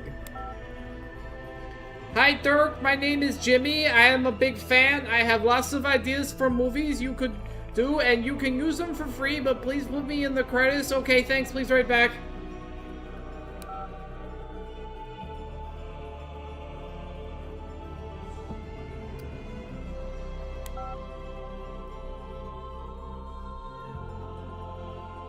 Steve admitted he'd emailed you again. This is a reminder, you are not free to take his offer.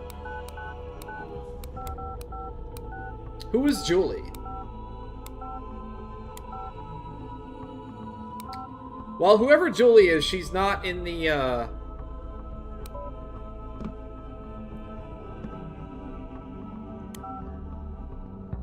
We need several new characters.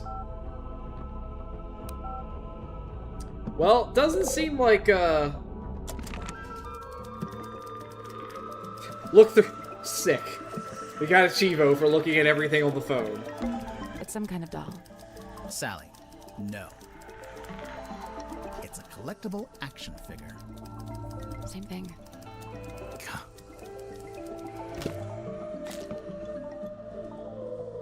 Yo, merchandise?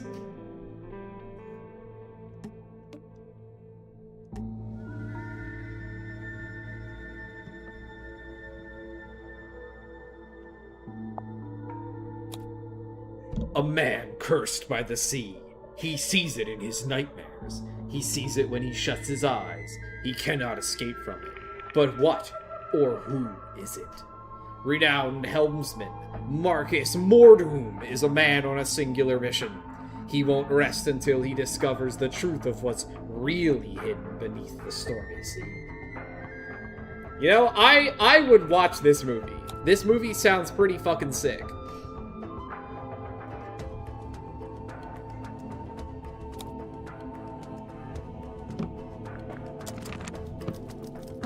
It's a suitcase. Clothes are neatly folded inside. It smells like men's aftershave. I'm getting bergamot, cedarwood, and notes of citrus. You done sniffing the suitcase? I mean, that might be interesting. After all, we don't know that, that might help us narrow down who the moon bottle belongs to. It's a huge iron dumbbell, made from nuts and bolts. So, you gonna pick it up? Might be a clue. I doubt it. Big, blunt object like that could be a weapon. I'd say it looks pretty suspicious. Worth investigating. I disagree. It's a punching bag. Looks like it's been recently punched. What? One good thing about living in a submarine. Every window has an ocean view. It's a teacup. I've been on this submarine for ages and nobody's offered me a cup of tea. You don't even like tea. Still. What do you mean ages, Sally? We've been here like 40 minutes. It's Werman's typewriter,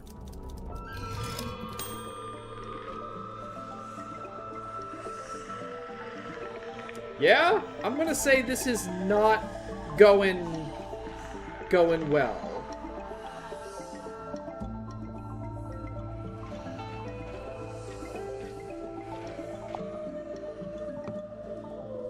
Gifted to the town hall, a gesture of unity from Governor Faustus Fellow. There's something strange about this typewriter. Did you notice the weird mechanism on the back?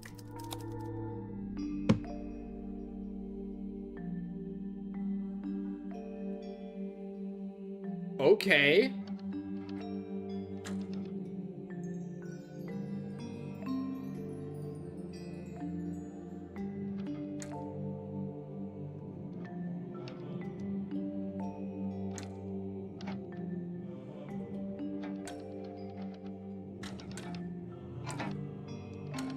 This another one of those, like, is this another build the shape puzzle?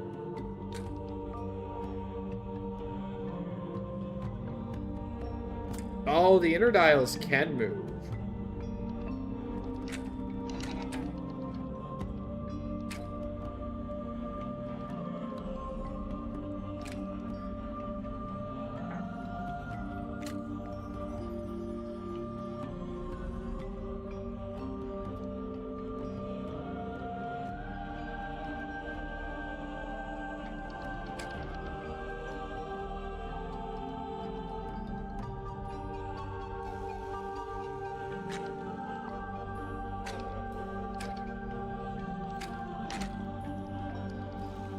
Alright, we need a...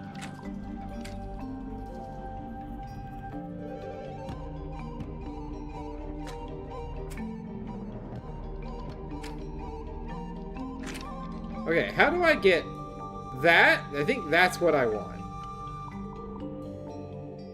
Right? No. Oh yeah, no, that is right. Because that gives me those two pieces. Oh, this is wrong now. Okay.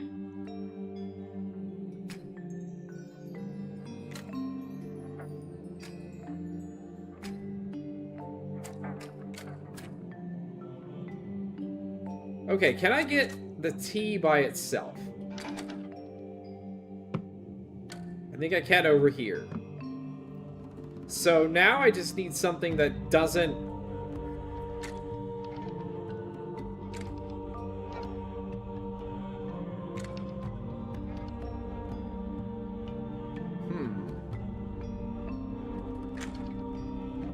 So we need something that doesn't, like, interfere with what it's building on in the middle there.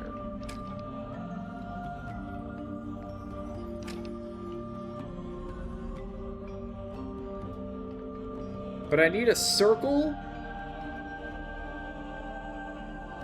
If it's this thing... Well, that doesn't work, because I can't get a...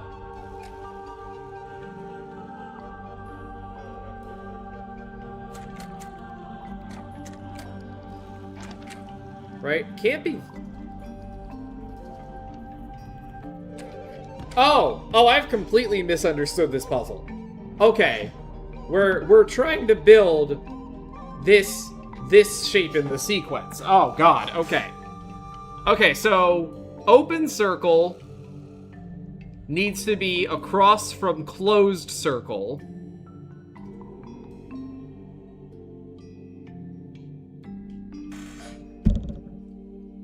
And so we need open circle at the top and filled circle on the bottom.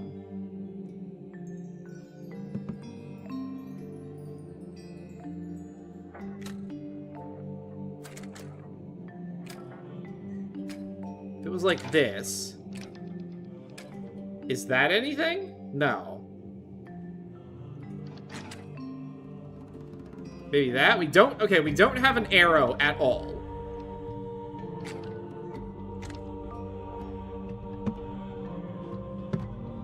So in that case...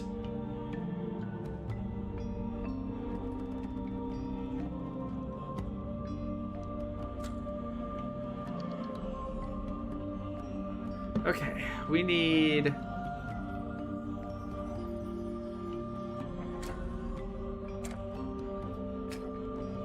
If this is like this, is that even right? No, there's no full diamond either. Okay, so the only way I can get the correct shape for the T is with this first dial. So that's right.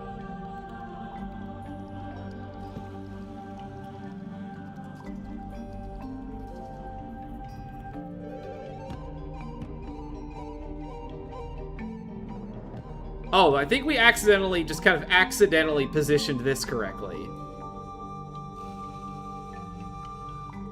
Then, this guy then must get us...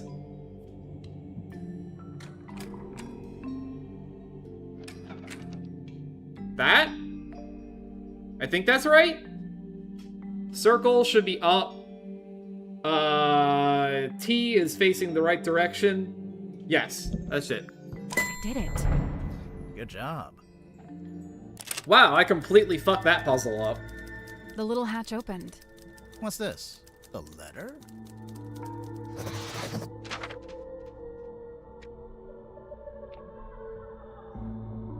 I see. Care of Kristen Kale Publishing.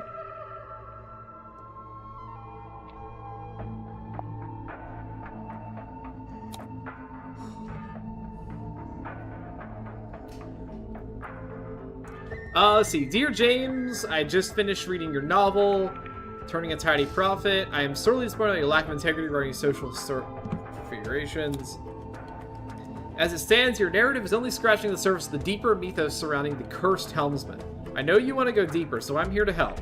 Inked on the back of this letter are coordinates detailing how, when, and where to find the Mortuga submarine.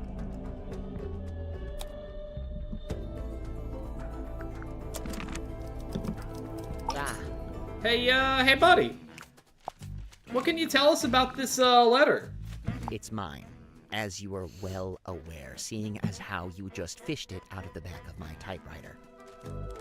That's right, I was watching. I don't disappear when you stop talking to me, you know. The envelope's addressed to you, but it says, Dear James, at the top of the letter. Congratulations, you've sussed out what the J in my name stands for.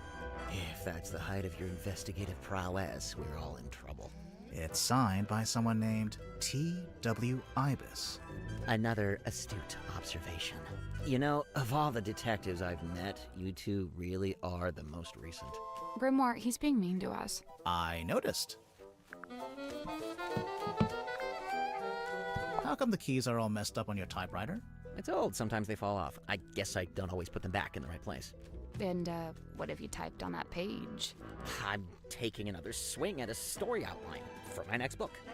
I can't make it out. It's some kind of weird grid. Cross-writing. Look it up. People used to do it all the time.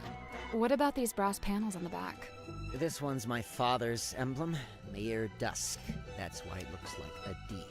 And this is the governor's emblem, Governor Fellow. So that one's an F.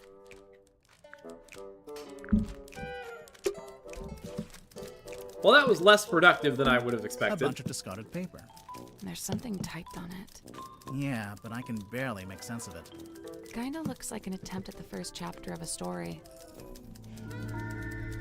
There's food lying around. Do they want rats? That's how you get rats. Sally, it's a submarine. Either there are already rats, or there are no rats. I mean, it's true. That is how you get rats, but... There's a sink here with its own little mirror. Looks like someone's been using it to shave. Alright, well, that seems like enough for here. Let's go upstairs, I guess.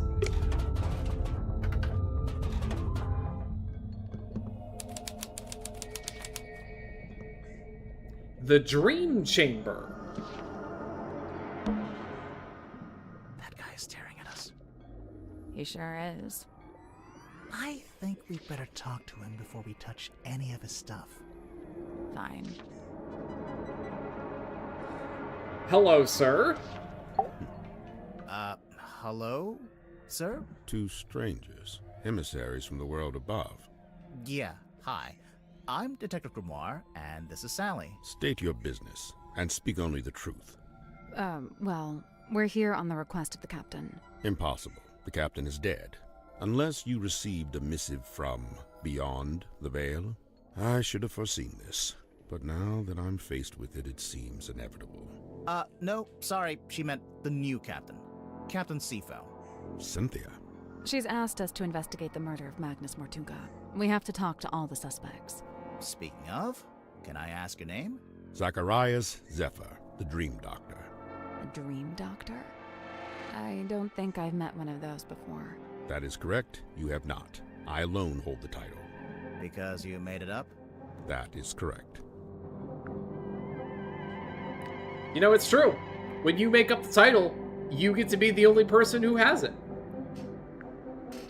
So, Dr. Zephyr, what does a dream doctor do exactly? He studies the parapsychological qualities of dreams. Parapsychological? That's like psychics and telepathy and stuff, isn't it? How does that relate to dreams? Dreams are transmissions comprised of spirit energy from another dimension. Oh, sure. I mean, that's common knowledge. What kind of other dimension? Spirit energy originates in the spirit realm, of course. Like the afterlife? That is but one of many names. So, have you made any kind of discoveries or breakthroughs? Nothing I can meaningfully explain to you in your current state. What about all the stuff in here? What does it all do? Specialist instruments, most of them too complex or too subtle for you to comprehend. I don't know. It mostly looks like a bunch of old junk. It is an unrivaled collection of rare artifacts. All right. What's the rarest thing you've got? My rarest items are not for the viewing public. Okay, now I have to see what they are. The pull of the unknown. I realized I should have lied and showed you something of middling rarity to throw you off the scent. Lesson learned, huh? How come there's a room like this in the submarine, anyway? When I arrived, it was but a simple infirmary. After I set up my equipment, we renamed it the Dream Chamber. And how long have you been here? I was the first person to be invited on board. I joined Magnus here shortly before the submarine's maiden voyage. So, presumably, you know why Mortuga became a submarine captain? Why? Yeah, like, where was he going? What was he doing? He simply told me he'd acquired a submarine and would be living in it for an undisclosed amount of time. That's all he told you? Yet surely there was more to it. I don't doubt it. He was a man of secrets, every bit as much as I. So when you started off, it was just the two of you. But now it's, what, 8 people? We were 9 souls, now 8. I'm not counting either of you. Yeah, I figured. Why did Mortuga want so many people on the submarine? Only a few of them were invited on board by Magnus like I was. The others crossed paths with him merely by the winds of fortune. Okay. The last dream before waking. A single phase, non-lucid, focus is soft but heavy. All is dark, the endless void. A low voice speaking a forbidden language, emerging from the beshroudal of the night black sea. A face, larger than I had known a face could be. I wake. The room is bathed in green light. A green light? Like from the wooden boy? Not dissimilar, but 1,000 times more potent. I leave my chambers, heading for the airlock in which I have some business. I meet Cynthia in the parlor as she emerges from the control room. I notice she is clutching the ship's compass. She also appears visibly upset. Like me, Cynthia's on her way to the lowest deck. She departs and I follow behind. I wait as Cynthia converses with Madame Tadpole at the base of the second ladder. Madame Tadpole ascends the ladder. She is moving with haste and purpose. She requests that I go immediately to the storeroom at the end of the corridor. Did you go? As soon as I concluded my business. Which was? Nothing of great import, merely something I needed to collect from the airlock. So you went to the airlock, and then you went to the storeroom? I did, right after I stopped off at my chambers. You understand I first needed to return certain items to their designated storage locations, after which I truly did do as Madame Tadpole had requested. I did ultimately regret my dallying. As it transpired, she had wished to inform me of Magnus Mortuga's death, and there his body lay, in the shadow of his stone cauldron, his blood pooling beneath him. A potent unease was already germinating amongst the group. Doubts were beginning to be sown, and fingers were beginning to point. Magnus Mortuga was a man of great will and great strength. It is hard, still, to accept that he has left us. Okay, so he was told to go to the scene of the crime and then did a whole bunch of dumb shit first. Do we have anything that he might be interested in? How long has this been chained to the foredeck? Do you know? Since the conception of the submarine, as far as I know. The conception of its current incarnation, I should say. The wider history of the vessel reaches back a good deal further, of course. Ah, yes, of course, the eyeball. We have to show him proof of our detective. That belonged to Magnus Mortuga, but I suppose it should pass along to Cynthia. Cynthia doesn't get all of Mortuga's stuff just because she took over as captain, surely? Of course not. However, I imagine at some point Cynthia may wish to unlock the captain's cabin. She'd need a glass eyeball to do that? Naturally. While it holds the pretense of being an eyeball, in truth, it is a key. Oh, yeah. Yeah, that's important. Dr. Zephyr, is this yours? I don't immediately recognize it. You sure? It really looks like something that'd belong to you. Of course, I do concede that I have many similar bottles here in my dream chamber, so it's wholly possible that it originated in my collection. Nice answer. Totally non-committal. It's my bottle.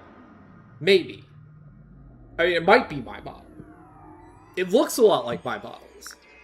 But is it my bottle? We may never know.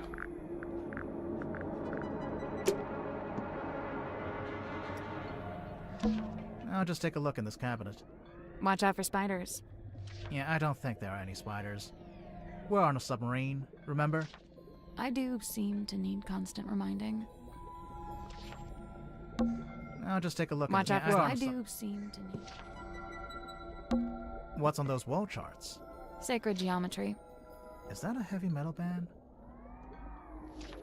I mean, probably. God damn it. It is probably a metal band. And it's a weird metal helmet. It is the dream helmet. Of course it is. The dream helmet. Okay. It's got a big old bowl for something. What looks like a... That a handle or like a drain of some kind, maybe? Fascinating. It's a weird glass bottle. It is the hex bottle. Yeah, I knew that.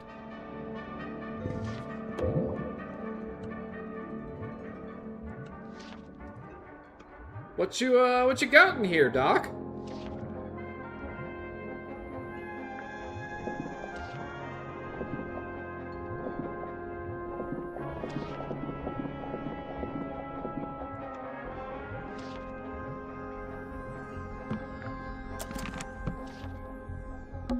It's a weird crystal orb, It is the fog ball. if you say so.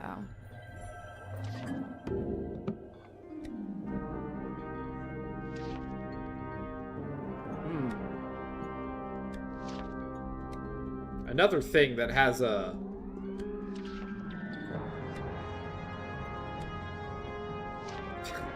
Sick battery, bro. This is one of those... This thing is one of those, like... You know those little plasma ball things where, like, you touch it and then, like, it shoots a little tiny bolt of lightning from the center out to your finger? That's what he's got here. That's what he's got chilling over in the corner. I can't see anything important on these shelves. Good. because I couldn't reach the stuff at the top if I wanted to. Alright, what do we got down here? This looks Set important. of small glass bottles. Poison? Might just be perfume. I'll meet you in the middle at poisoned perfume.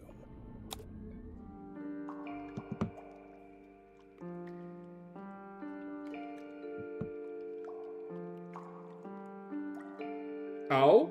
Okay.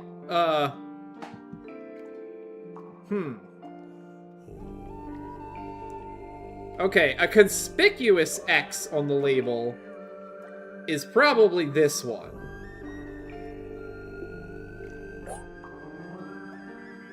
A crimson hue. Okay, so the moon goes on one of these two. Aerated.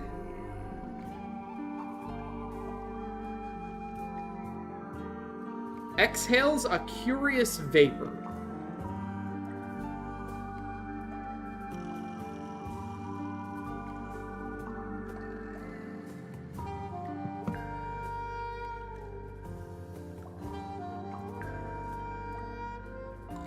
A glutinous viscosity?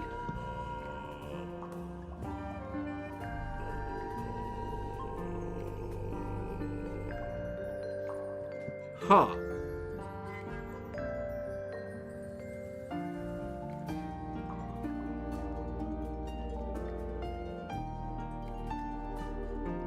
Aerated with effervescence. That's got to be one of the ones with bubbles.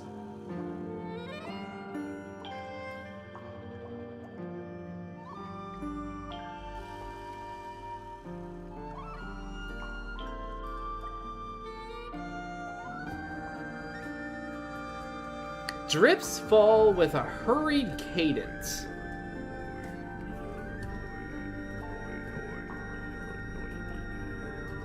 None of them seem like they've been...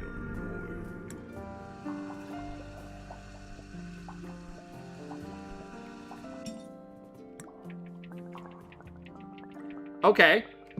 That could be a hurried cadence. Okay. Okay, the hand goes on that one. That's some viscosity there.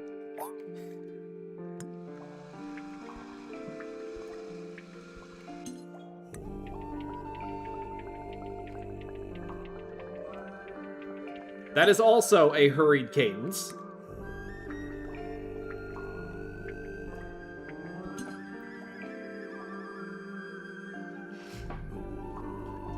A crimson hue on the lake. Okay, well if the moon is not here, because this is the viscosity one, then that needs to go here. So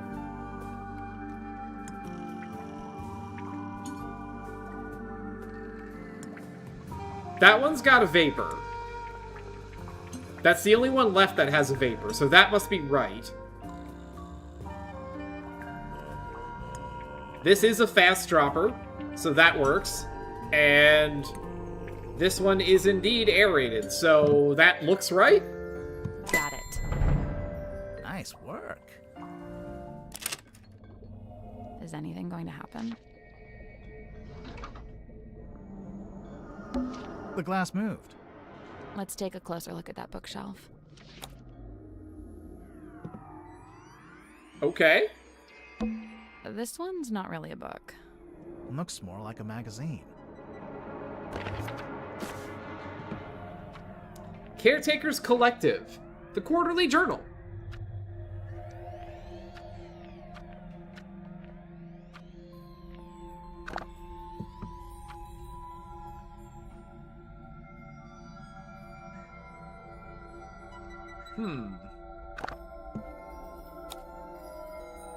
Lillian Lucian was a witch of some infamy before her untimely end at the hands of a curse. Some say the locket protects them from curses, others say it absorbs them, imbibing their power.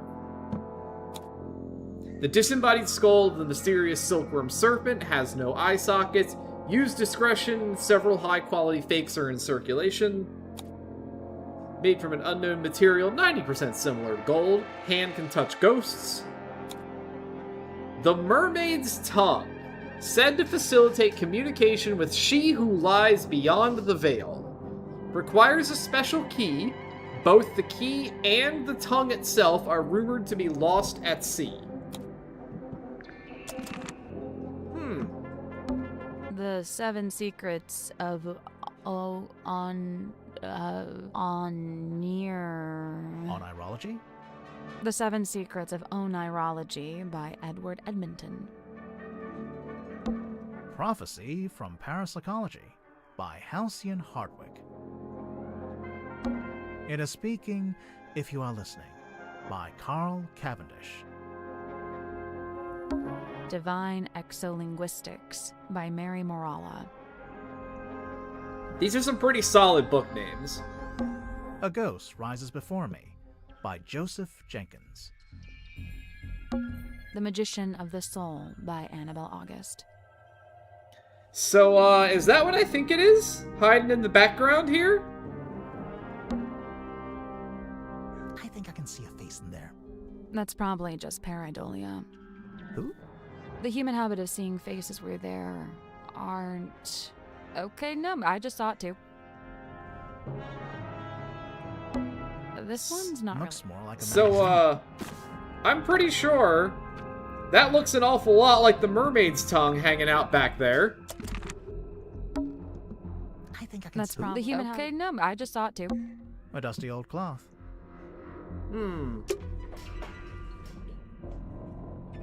You know anything about that, Doc? I worry if I slept in that thing, I'd get transformed into a monster or something. I worry that sleeping at a 45-degree angle would be bad for my back. Oh, it so would. Grimoire, you wouldn't be able to walk the next day. You are old.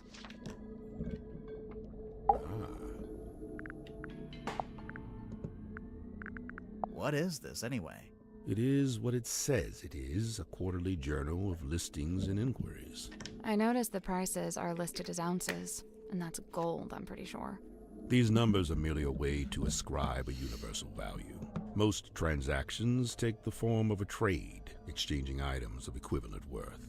Oh, wait, so are these things that people have and they want to sell? Or is it stuff people want to buy? Both. What about that last one? The mermaid's tongue. Likely the most contentious item ever to be listed in the journal. Desperately coveted by those who believe, and disdained by those who don't. Those who believe what?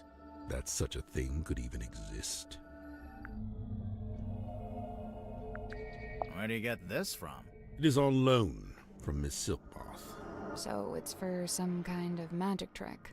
I thought it was a crystal ball, like a fortune teller would use. Indeed, it is a divining orb of a sort. However, I am not using it to see into the future, for such a pursuit is not but folly and nonsense. Right, but I'm sure whatever you're using it for is totally rational and sensible. Do not question the orb. I'm always telling him that. It's true. We are always saying don't question the orb. Okay, I'll bite. What's a hex bottle? It is a glass container with a hex inside. A hex like a magic spell? I've been forthcoming thus far. Unusually so for a man of my nature. However, certain things I shall be keeping to myself, especially if it has no bearing on your investigation. What if we can prove it's got something to do with the murder, or the crime scene? Ah, well then you'd have forced my hand, wouldn't you?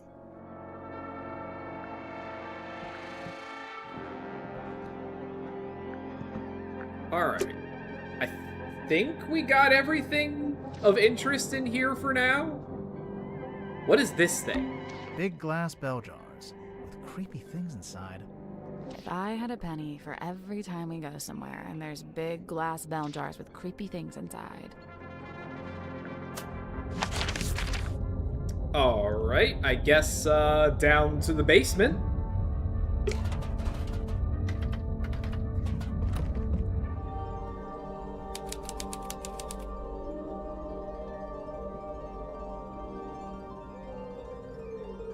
Oh? Ah, weary travelers. Take a seat by the fire, shake out your boots. We're not weary travelers. Then why do you both look so haggard and trail-worn? Ouch. There goes my self-esteem for the rest of the day. We're detectives. I'm Grimoire, and this is Sally. We're here investigating the murder of Magnus Mortuga. your previous captain. My captain? Never. My captain is the moonlight as it shimmers across the lake. My captain is the wind as it whispers through the valley. Who is this woman? No idea. I kind of like her, though. My name is Moon. Mariana Moon. Aha. And what do you do? I do not do. I simply am. Oh, great. Gonna be one of these people. So, what, you're just some random traveler? A traveler, yes, but random, never. I'm here because I chose to be. I've been searching for the Mortuga submarine for some time, you know. How come? How come? This thing is the motherlode. The motherlode of what? Of whispered half-truth, of murky rumor, of stories unspoken. Oh, like urban myths and stuff? Right.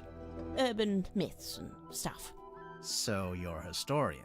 Historian, storyteller, rambler, ambler, fireside gambler. How long have you been here? Well, let's see. I arrived a few hours before the captain was murdered. Oh, dang. Really? Quite the story, isn't it? But you're just on the submarine because you find it interesting. Would that be such a crime? No. Murder's a crime, though, pretty sure. Okay. A merciless wind rattles the rotting wood of the old silkworm harbor. The shadow of a vessel lurking low in the night-black water. A mysterious stranger steps onto her foredeck. Cloaked in darkness, she slips inside the submarine. Who is she? What is her dark purpose? It's you. We get it. A mysterious stranger, I said. She descends into an ornate parlor, empty, save for a lone figure standing by the fire. So, not empty. He turns, his face still half hidden in flickering shadow. It is Captain Magnus Mortuga. What was he like? Nice guy. Stoic, but polite. Kind. He tells me to wait in the control room and then disappears off towards the back of the ship. After a little while, he comes back. But now, he's a slightly different man. What do you mean? The light is gone from his eyes. He seems sad, angry. He avoids my gaze as he crosses the room to take hold of the wheel. He tells me to head down the ladder towards the mess hall. Doing so, I encounter two gentlemen named Mr. Worman and Mr. Grip. Neither of them look like sailors, so I know they can't be crew. I assume they must be guests like me. And true enough, it transpires that Mr. Worman is a writer and Mr. Grip is, some kind of watch repairman.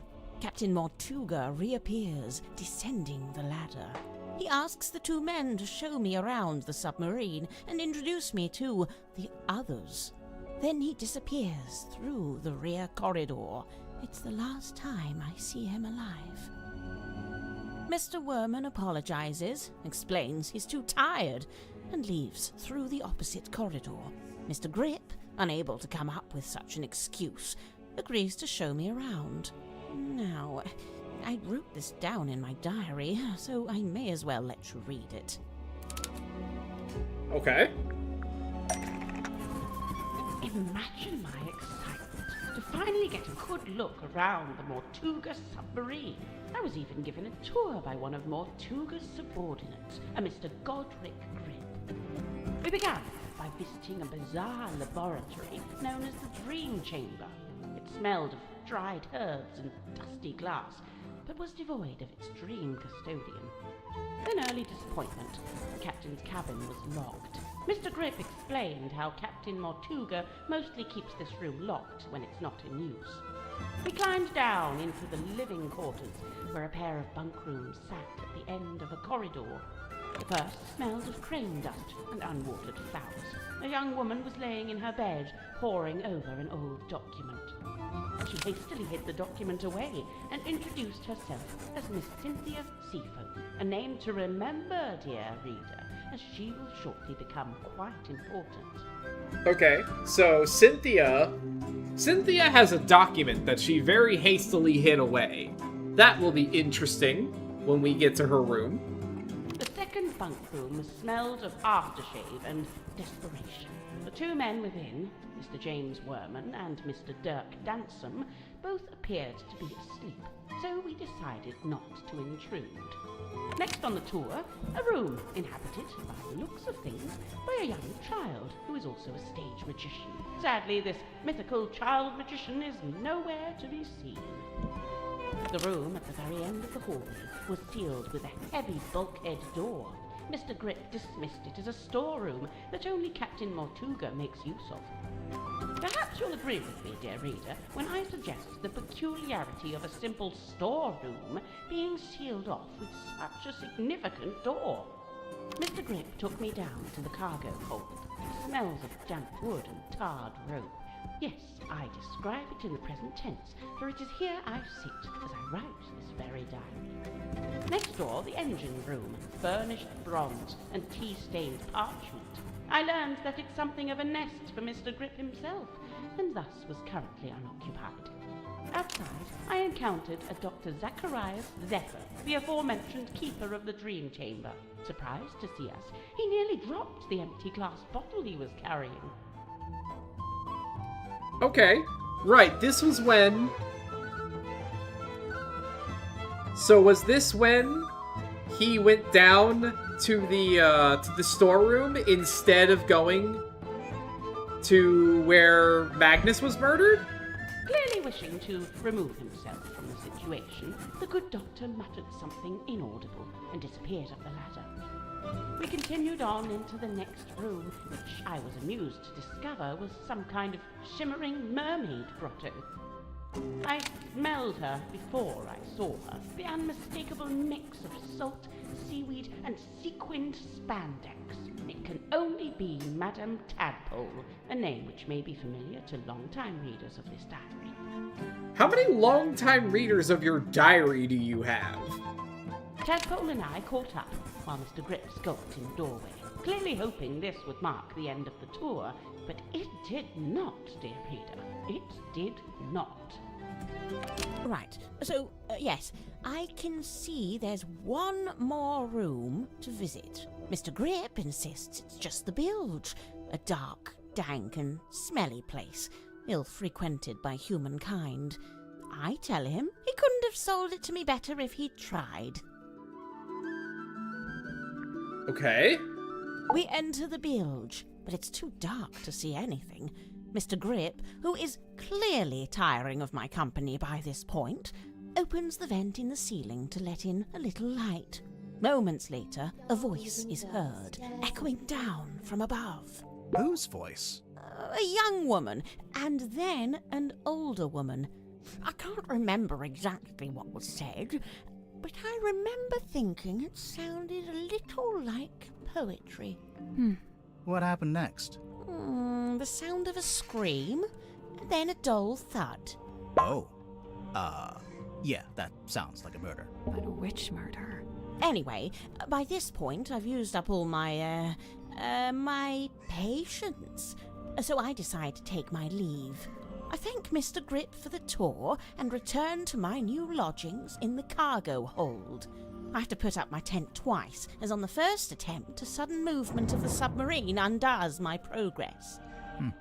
After some time, Mr. Grip and the young Miss Seafoam appear in my doorway. It seems they've come to fetch me for some kind of official submarine business. We head back towards the mess hall, Mr. Grip and Miss Seafoam heading up the ladder before me. I spot Dr. Zephyr emerging from the airlock. He has a glass bottle in one hand and what looks like an old leather bag in the other. I update him with what little information I have and attempt to catch up with the others. Laying on the floor is the body of Captain Magnus Mortuga. Amongst the living, mutterings are breaking out. Murder and mutiny, cauldrons and curses. But with Zephyr finally in attendance, Tadpole calls for order, demanding justice for her slain captain. But nobody really seems to know what to say. The next morning, it's announced that Miss Seafoam has taken over as captain. And, well, here we are. Okay.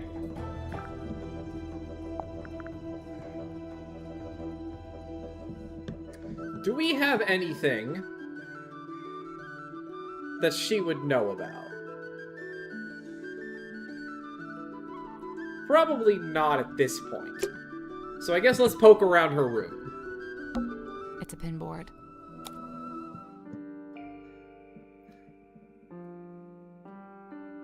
Huh?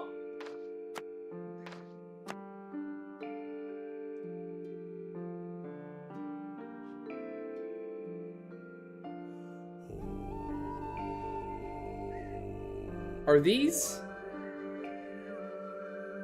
Yeah, it must be.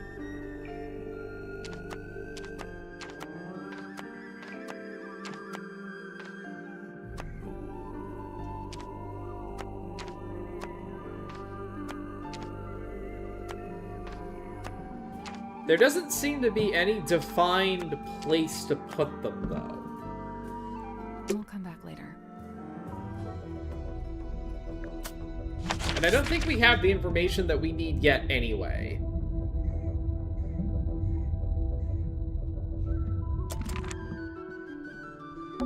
What's in these old wooden crates? I don't know. I can't get them open. What did I tell you? Always bring the crowbar. Solid advice, Sally. It's a big traveler's backpack. It smells like soil and grass. When you're done smelling it, there's something in the pouch I think we should take a look at. A square of parchment found in the cargo hold. Looks like a family tree, maybe?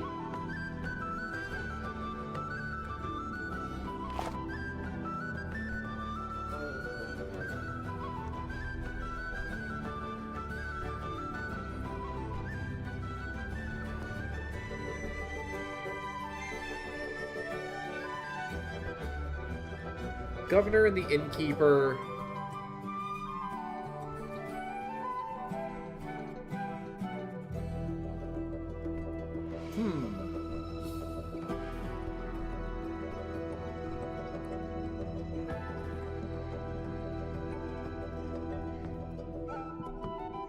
Okay.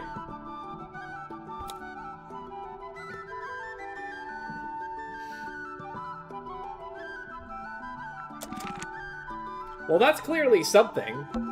What's in these old wooden crates? What did Always bring... This is actually a pretty good place to hang laundry. Assuming you want your clothes to smell like the cargo hold of a submarine. It's a little mirror. It could do with a polish. You could do with a polish. I assumed it was tea, but actually it smells like coffee. It's unfiltered too, and there's no milk. Hardcore. It's a pizza oven. No, it's a furnace for heating the submarine. Right. But you could put a pizza in there. Grimoire has his he's got his thoughts going in the right direction here. I think we should follow his suggestion. Barely move these barrels. Oh, they must be full of something heavy. Actually, I think they're empty. Oh. Well, wood is heavy. It's a tent. It's a piece of fabric draped over a rope. Yeah, a tent. Hold on there, bucko. That's private, all right? I enjoyed that she called you Bucko. Ah, All right, let's tell me about this map. I see you've been enjoying my map. It's barely a map. It's closer to a list. What about the family tree on the back? Most of my research into silkworm has been focused on these two family lines, the Fellows and the Stone Tops. Seems like you haven't worked out how Mortuga fits into it. His name is just floating out there by itself. I'm not sure if he does fit into it, to be honest. Mariana, you've got a question mark there. Someone you don't know the name of. Ah, yes. Quite the mystery, you see. I'd heard about... We know her name. It's Freya. You're welcome.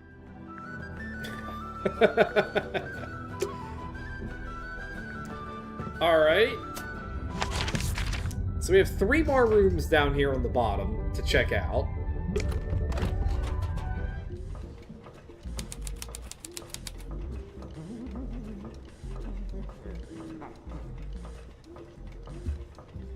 We missed something. Did we miss something?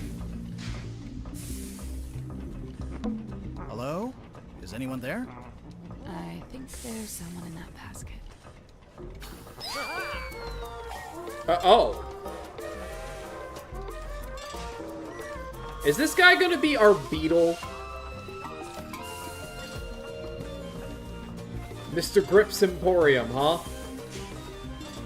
Yeah, how did she know Freya? I'm not sure. I think there is the possibility of getting some of this dialogue out of sequence, because at some point, I think Sally also mentioned that when Grimoire talked about a murder, she said, "Which murder?" And we have not yet heard of a second murder. So, you know, little funny business going on. Probably just because, you know, they can't necessarily see, you know, who you talk to in which order and whatnot. Is that the balloon part of a hot air balloon? I think so. And it's branded with a logo. Mr. Grip's Emporium.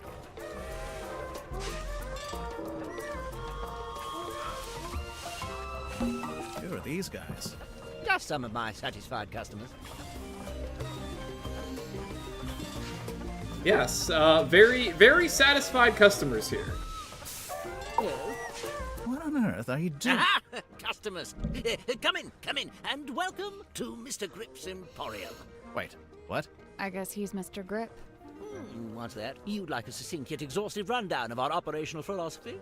I don't think I said that. Here at Mr. Grips, we plot the unplottable, chart the unchartable, and measure the unmeasurable. No sea too vast, no night too dark, no fog too thick. With the right contraption in your pocket, even the great unknown may be quantified and calculated. So fret not, noble navigator, as we stock all the essentials. Okay. Well, we don't have any money, so...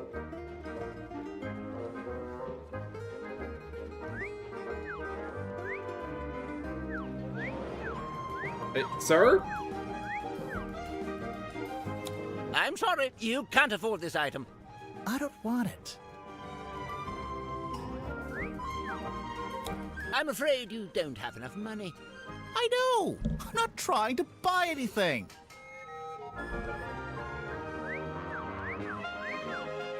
Apologies, you can't afford that one. Ugh. Mr. Grip, we're not customers. We're detectives. We need to talk to you.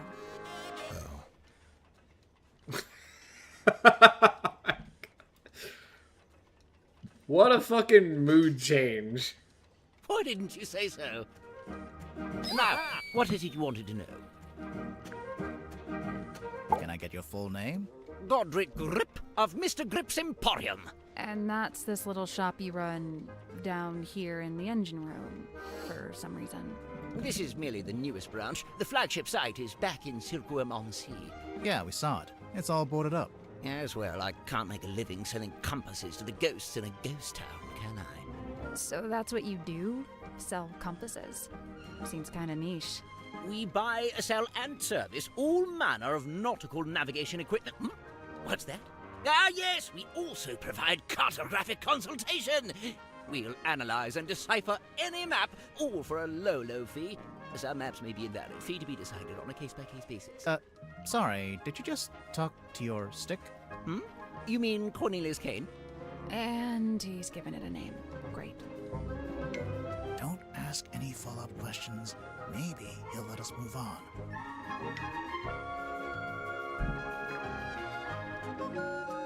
How'd you wind up here? I crashed my hot air balloon into the ocean. Whole thing came down. Dreadful. And of course, I've never been a swimmer, don't have the upper body strength. How'd you crash your balloon? A rather spirited disagreement with a flock of migratory pelicans led to an abrupt Sure, okay. And the actual reason? storm. There we go. Wait, so you're an aeronaut? I thought you were a shopkeeper. Yes, well, you're quite right, of course. But I'd been inspired to leave my shop behind and head out on a journey of discovery into the great unknown. That was the plan, at least. As you can see, I didn't make it very far at all. So there's a storm, the balloon crashes, you fall into the ocean, then what? Enter Captain Mortuga. He finds me adrift, fishes me out of the water, and promptly places me here. In the engine room? Was every other room taken? On the contrary, only Mortuga and Zephyr were living here when I arrived, so I rather had the run of the place. Cornelius and I just agreed this would be the best place to set up shop, as it were. Why did you set up your shop again? You just said you'd been inspired to leave it behind. I had to make myself useful somehow, didn't I? Okay. Let's see. I'd taken Cornelius up to the mess hall. Poor fellow needed a little repair work, you see. Were you alone up there? Aside from Cornelius, I mean. No, Werman was there, working away on his typewriter. Then, all of a sudden, somebody new came down the ladder. A woman by the name of Mariana Moon. Werman and I conversed with her for a few minutes before Mortuga himself entered the room. He passed through towards the child's room and the storeroom, but before he left, he asked us to provide Mariana with a tour of the submarine. Werman feigned a sudden fatigue and slithered off back to his room, leaving me as the solitary tour guide. You do kinda look like a tour guide, to be honest. Yes, well, I won't bore you with a blow-by-blow. I'm sure Mariana will cover that in her statement.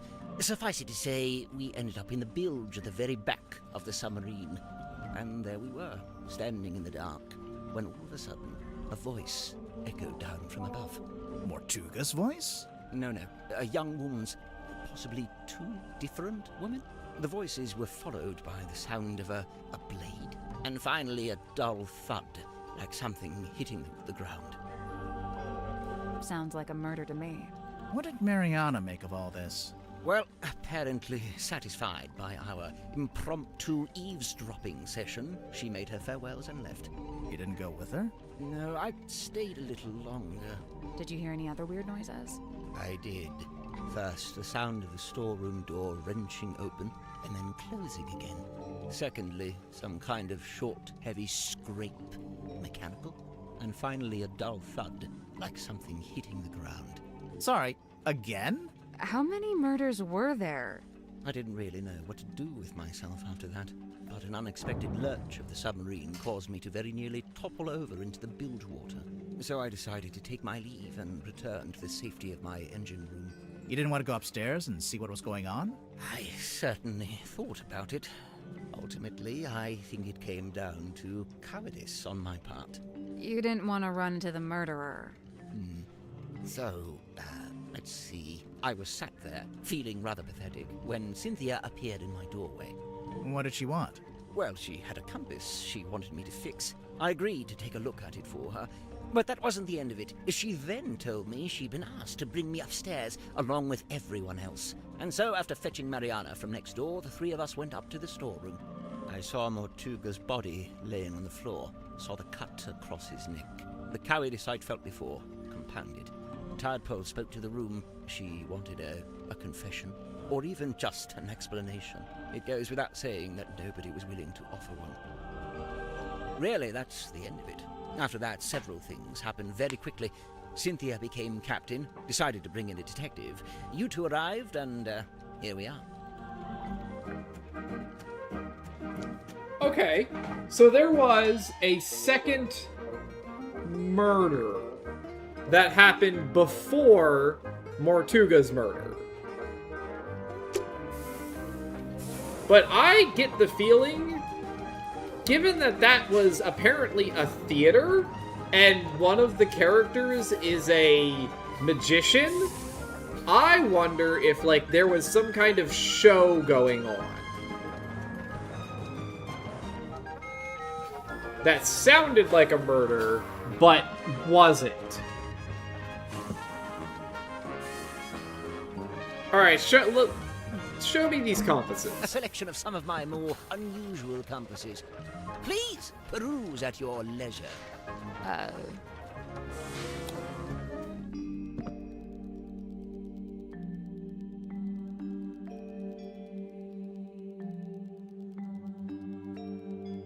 Okay. This compass tries to point away from all the others. That pretty clearly must be this one.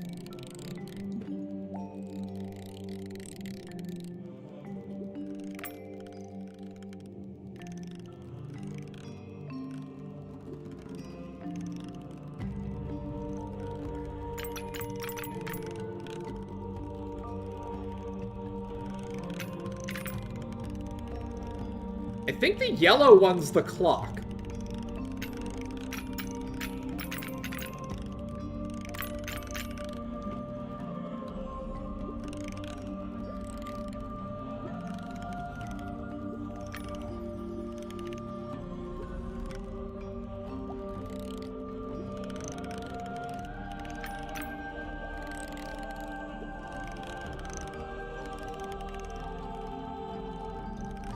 Then I think this one is the one that tries to point at all of the others. So which one does not want to solve the puzzle right now?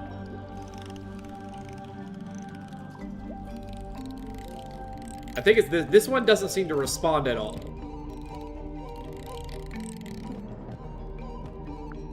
Nope.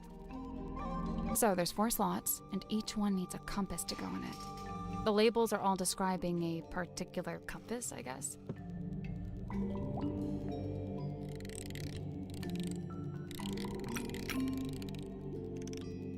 Oh, hang on.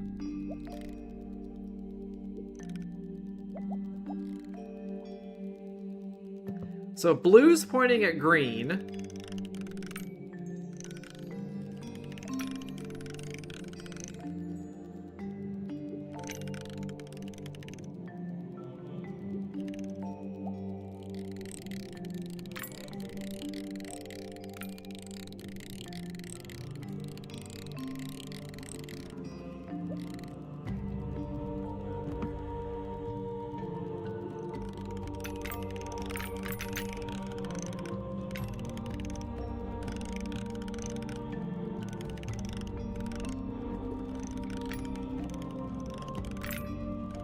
No. And then where is green pointing?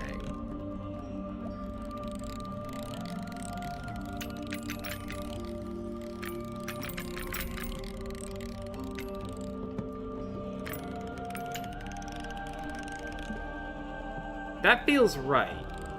Which one tries to point away from all the others?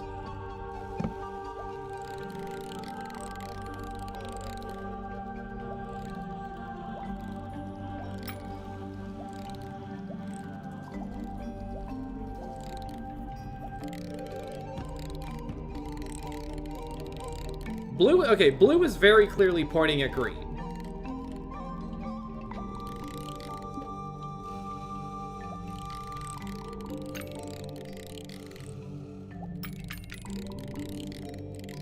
Pink doesn't seem to be doing anything. Didn't we already have this? I guess that's wrong. I think we'd get more information about how each... And pay attention to the needles while you're doing it.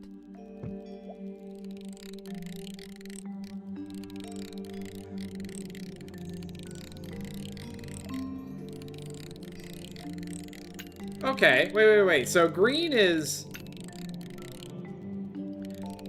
following pink. Blue is following green.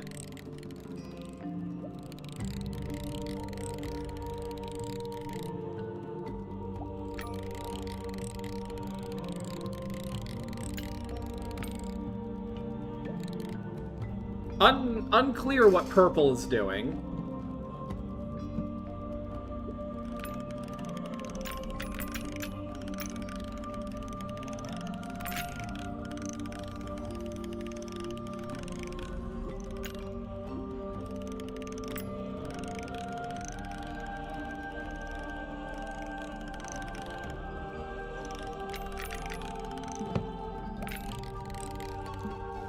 Okay, so which one tries to point away from all the others, then?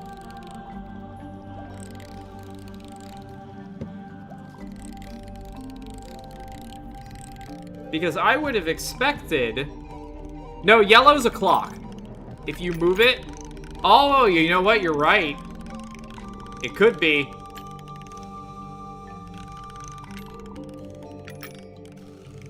Yellow... Right, yellow points away from everything. You're right, you're right. Oh, god, yeah, and pink is very, very slowly moving on its own. So pink must be the clock. Hey, I did it. I'm impressed. Did something unlock? Nope. Yeah, it did. I heard it. Sounded like a box opening. Pure conjecture. It's open. What is that? Some kind of scroll? That is not for sale. Please don't touch it. Too late. Sorry.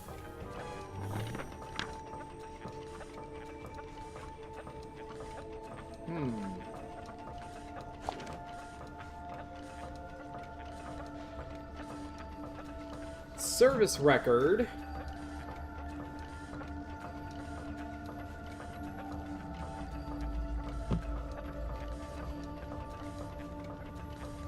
Alright, we got a map.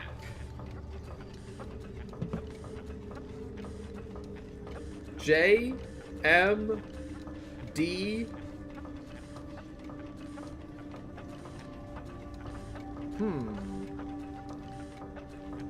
And it's got the buoy on the back.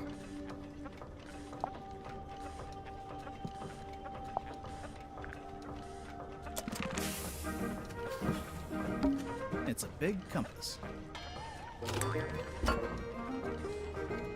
It sure is a big compass.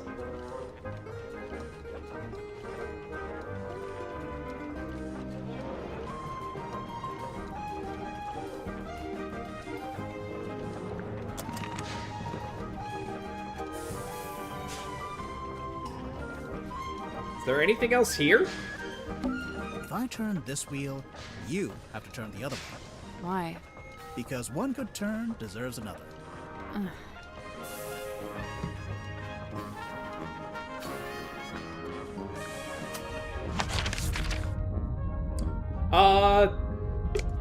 Actually, well, that's because it wants us to talk to him.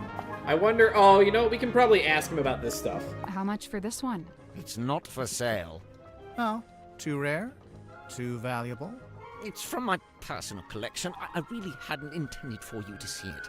Well, we did see it. What's it a map to, anyway? What's at the red X? Now that's the question, isn't it? You don't know? Unfortunately, not. What's with all the needles and cogs and stuff? It looks like Grip's halfway through fixing it. That's what I figured, anyway. Ah, thank heavens! That's what I was hoping for. Sorry, what? Perhaps I should explain. You see, Miss Seafoam came to me with a compass she needed fixing. I went to put the needle back on, but Cynthia stopped me. No, she said. The whole thing is broken. You'll have to take a look at the insides. You'll have to replace the needle. For some reason, she seemed to need it to be true. She needed the compass to be broken. I told her I had various spare needles I could try out as replacements, and here we are. And you left it out so Cynthia would see it? So she'd think you were actually fixing it? That's the idea, yes. So if you kindly put it back where you found it. Okay. Let's see, what else do we want to ask him about? Wonderful, isn't it? Cornelius thinks it might be his great-grandmother. For all I know, he may be right. It belonged to Mortuga, I assume? Yes, and to me it sits right alongside that iron bell in his office and that stone cauldron in the storeroom. Together, they form Mortuga's collection of inexplicably cursed-looking nautical artifacts. Maybe they do form a set. Remarkable! There we are! Cornelius, look! I told you all our hard work would put us on the map someday. How come your logo is a hot air balloon? I thought you sold stuff for boats. Officially, we deal in the nautical and aeronautical. But in truth, the balloon motif was mostly just for fun. I'm not sure there were ever any aeronauts in Silkworm. Where on earth did you find this? It was just lying around. Do you know what it is? What I do know is that it belonged to Mortuga. But you don't know what it was actually for. I couldn't say with any academic certainty. This is from a ship's sail. I think so? Did you sell sails in your shop? No, ship parts like that fell within the remit of the Drummond shipyard, a few doors down. Okay. No luck on the... Grip, can we take a look in the basket? Yes. Will you be getting out of the basket? No. Oh, okay. Alright, what is that? There's...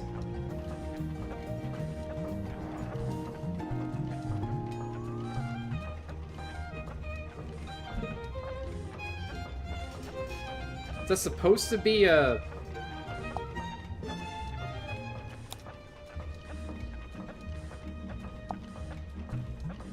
What is this? What would that have been?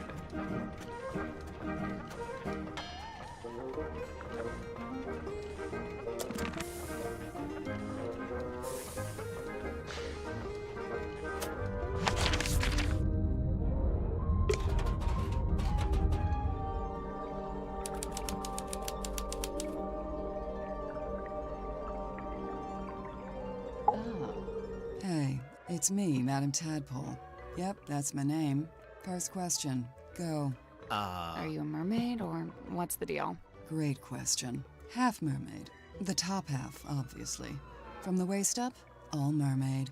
And as you can see, I have the legs of an ordinary human woman. An ordinary human woman? Who happens to be an Olympic-level swimmer. Second question. Go. Okay. Tadpole's not wasting any time. So, Madam Tadpole, you're a professional swimmer?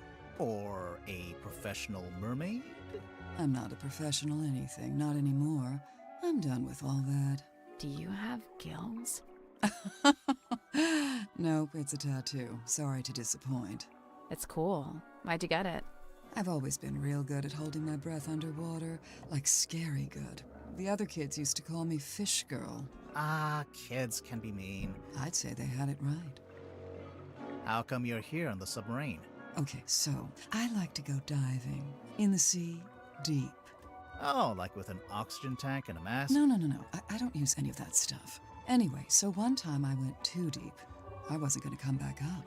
I was pretty much done for.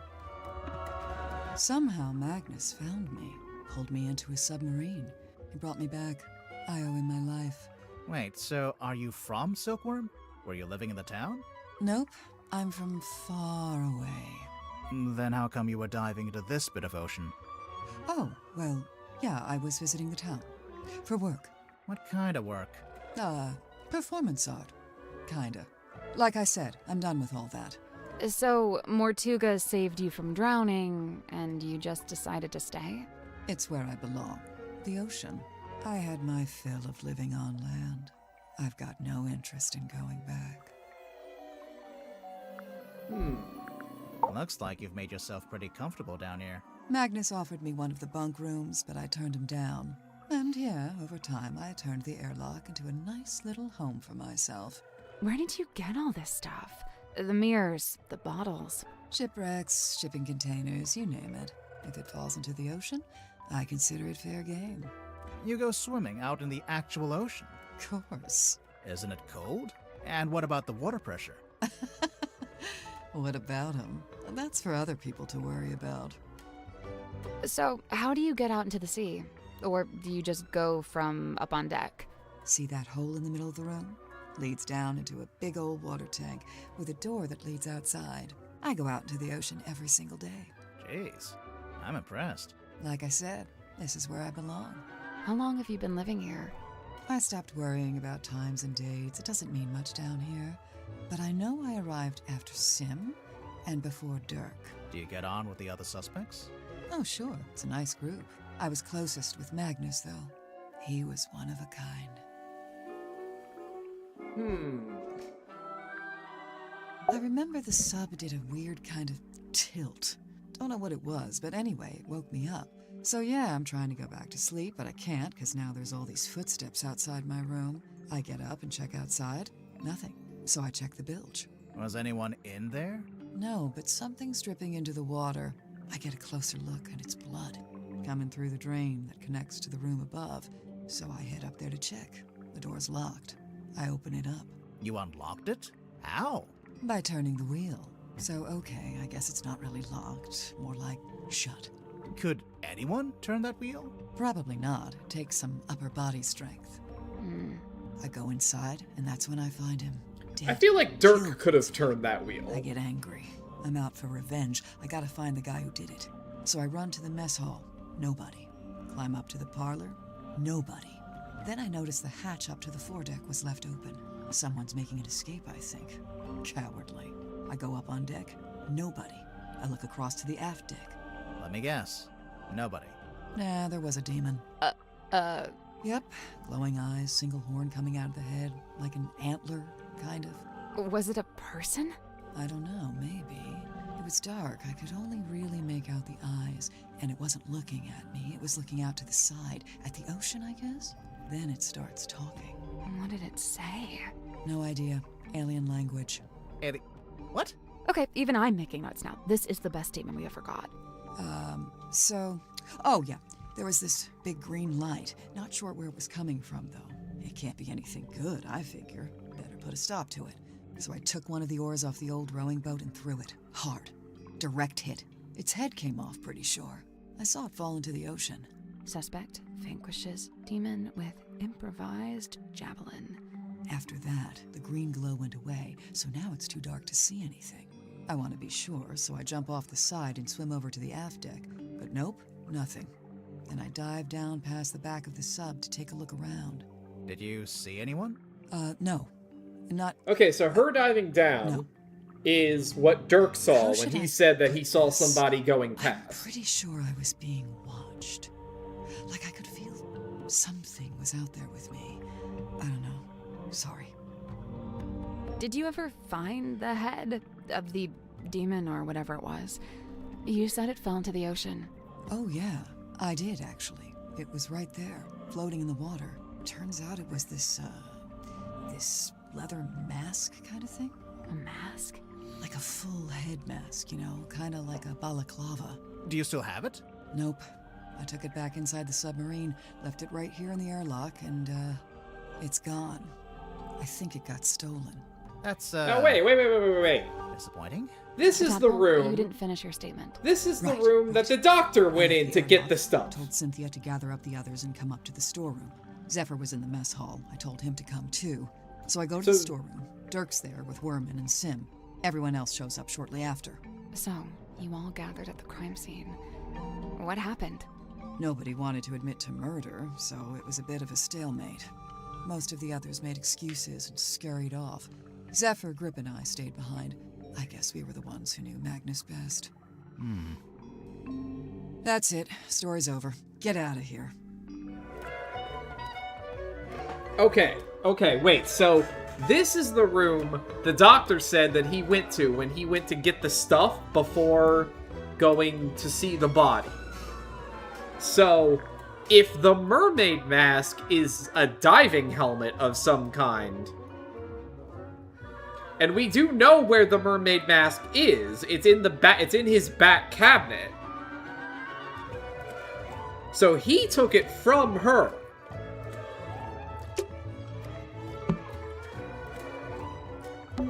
It's a collection of small mirrors. You know, it might be fun to start a mirror collection. I could really see myself doing that. Shut the fuck up, Grimoire. Looks like a jellyfish. It's 2 glass bowls and some seashells. Right. But what does it look like? Jellyfish. It's a diving helmet. One of those old, heavy ones. You think it's a safe? Nah, looks pretty dangerous. A safe. Oh.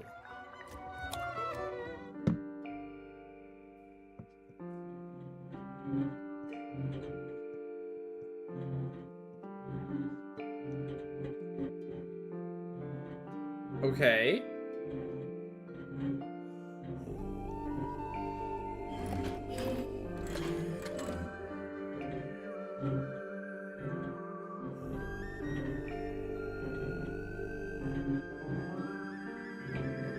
I guess we just have to connect the symbols here? So what is this one? Plus, triangle, arc, diamond. Plus, triangle, arc, circle.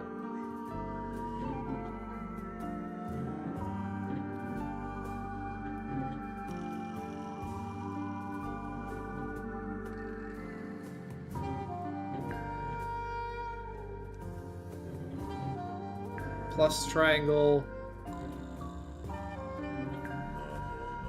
Okay.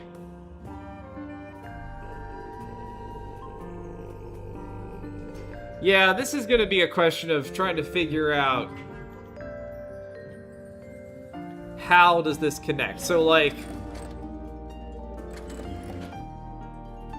if these connect like this, right, then we need triangle to be here.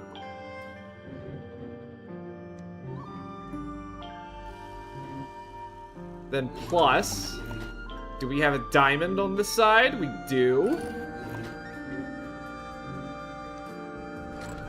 And then that would connect to there. That all seems right.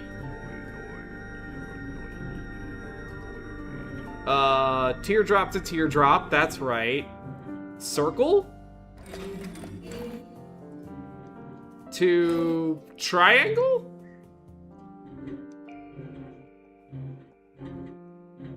It's unclear exactly how you're supposed to determine, like, what the correct thing is, but that all seems right, so...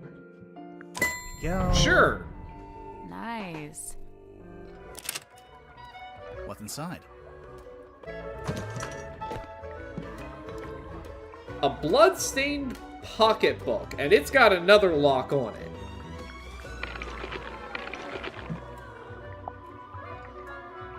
And we need a 4-digit code. You, what you know about this, Tadpole? Hands off. It's mine. What's this symbol on the front?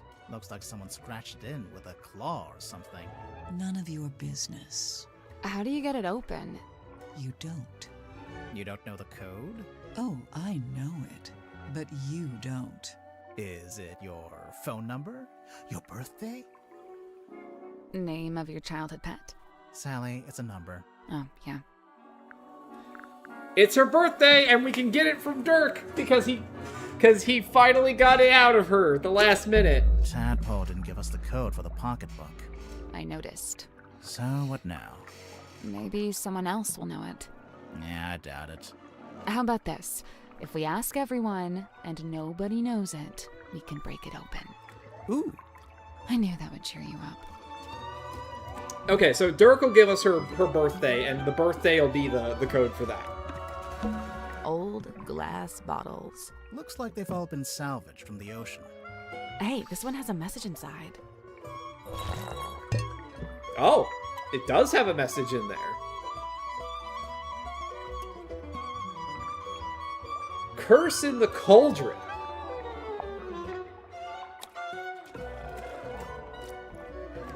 Alright, see you. Thanks for hanging out. We're not going to go much longer anyway. I think we only have one more room to explore, so...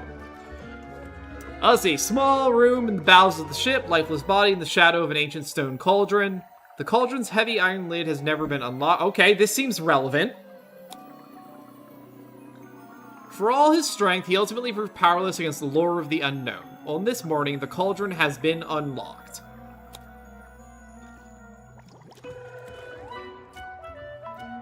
That seems oddly specific. What do you have about this? Where did you get this bottle from? I found it in the ocean, like everything else in here. When? Recently? Yeah, this morning. Was it near the submarine? Of course, I never go too far out. Are you gonna open it up? No way, it's a message in a bottle. If I opened it, it'd just be a message and a bottle. Not nearly as interesting.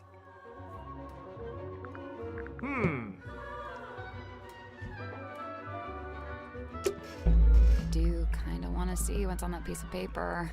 You can read it just fine. But what if there's something on the back? So what, you want to break it open? Maybe, yeah. Hey, I don't go around breaking your stuff.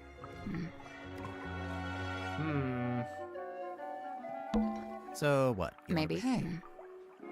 Unfortunate. That's a big mirror. It's the kind of mirror you'd walk through to get to Mirror World. You've been to Mirror World? What's it like? On reflection, it's not that great. Let's see. Doesn't seem to be much of anything else here. It's a curved piece of wood. Looks like it's from the hull of a ship.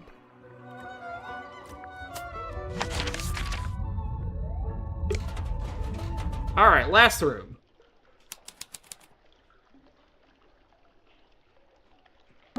It's almost pitch black in here. I'm guessing you didn't bring a flashlight. Do we have something that we could use to light this up? Survey says no. So... That's not right.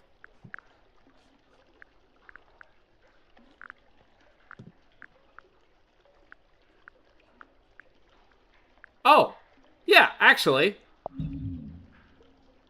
That's not right. Ah.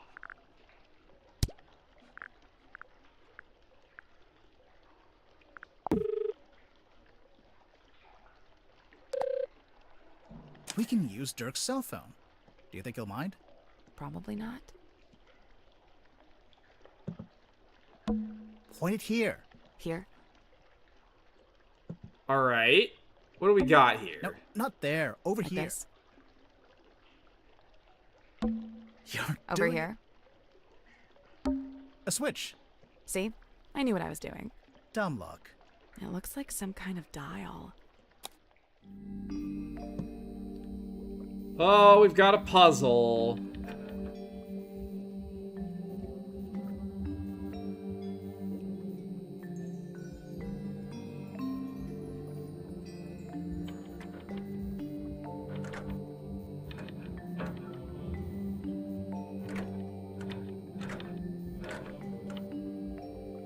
So we want... Oh, man. Alright. So it's gonna be like...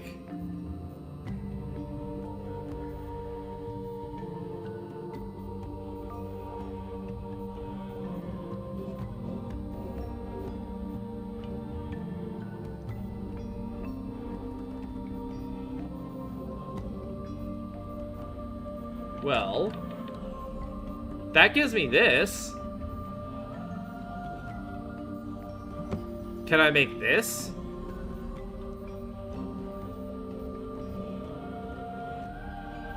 So we need...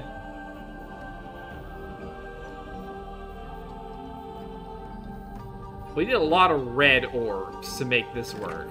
Oh, God.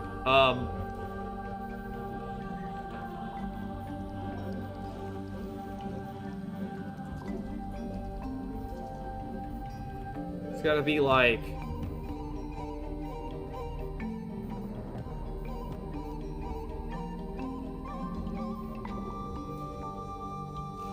Oh, fucking perspective puzzles.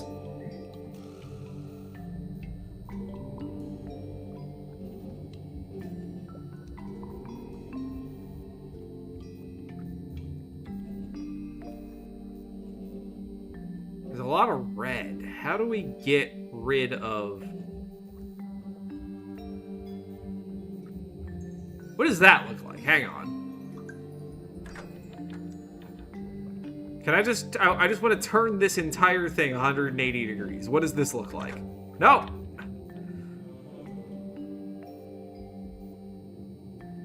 God, there. Okay. I did it.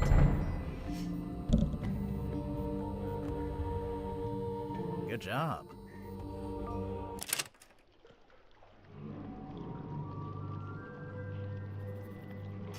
What did we do?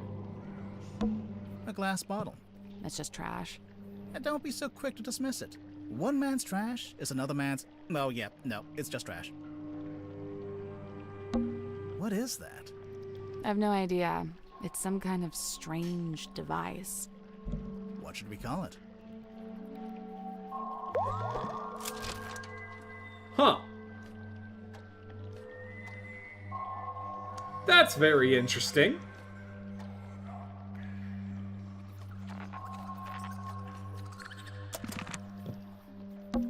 What's this? A license card. Tadpole. Specialist, free diving, limited visibility, deep diving, high pressure. Well, that does match up with the things that we've seen about her. Yeah, this room smells like rust and dirty seawater. I kind of like it. I knew you were gonna say that. You always like the worst smells. The light is coming through an open drain in the ceiling. A drain in the floor of the room above, you mean? Literally the same thing.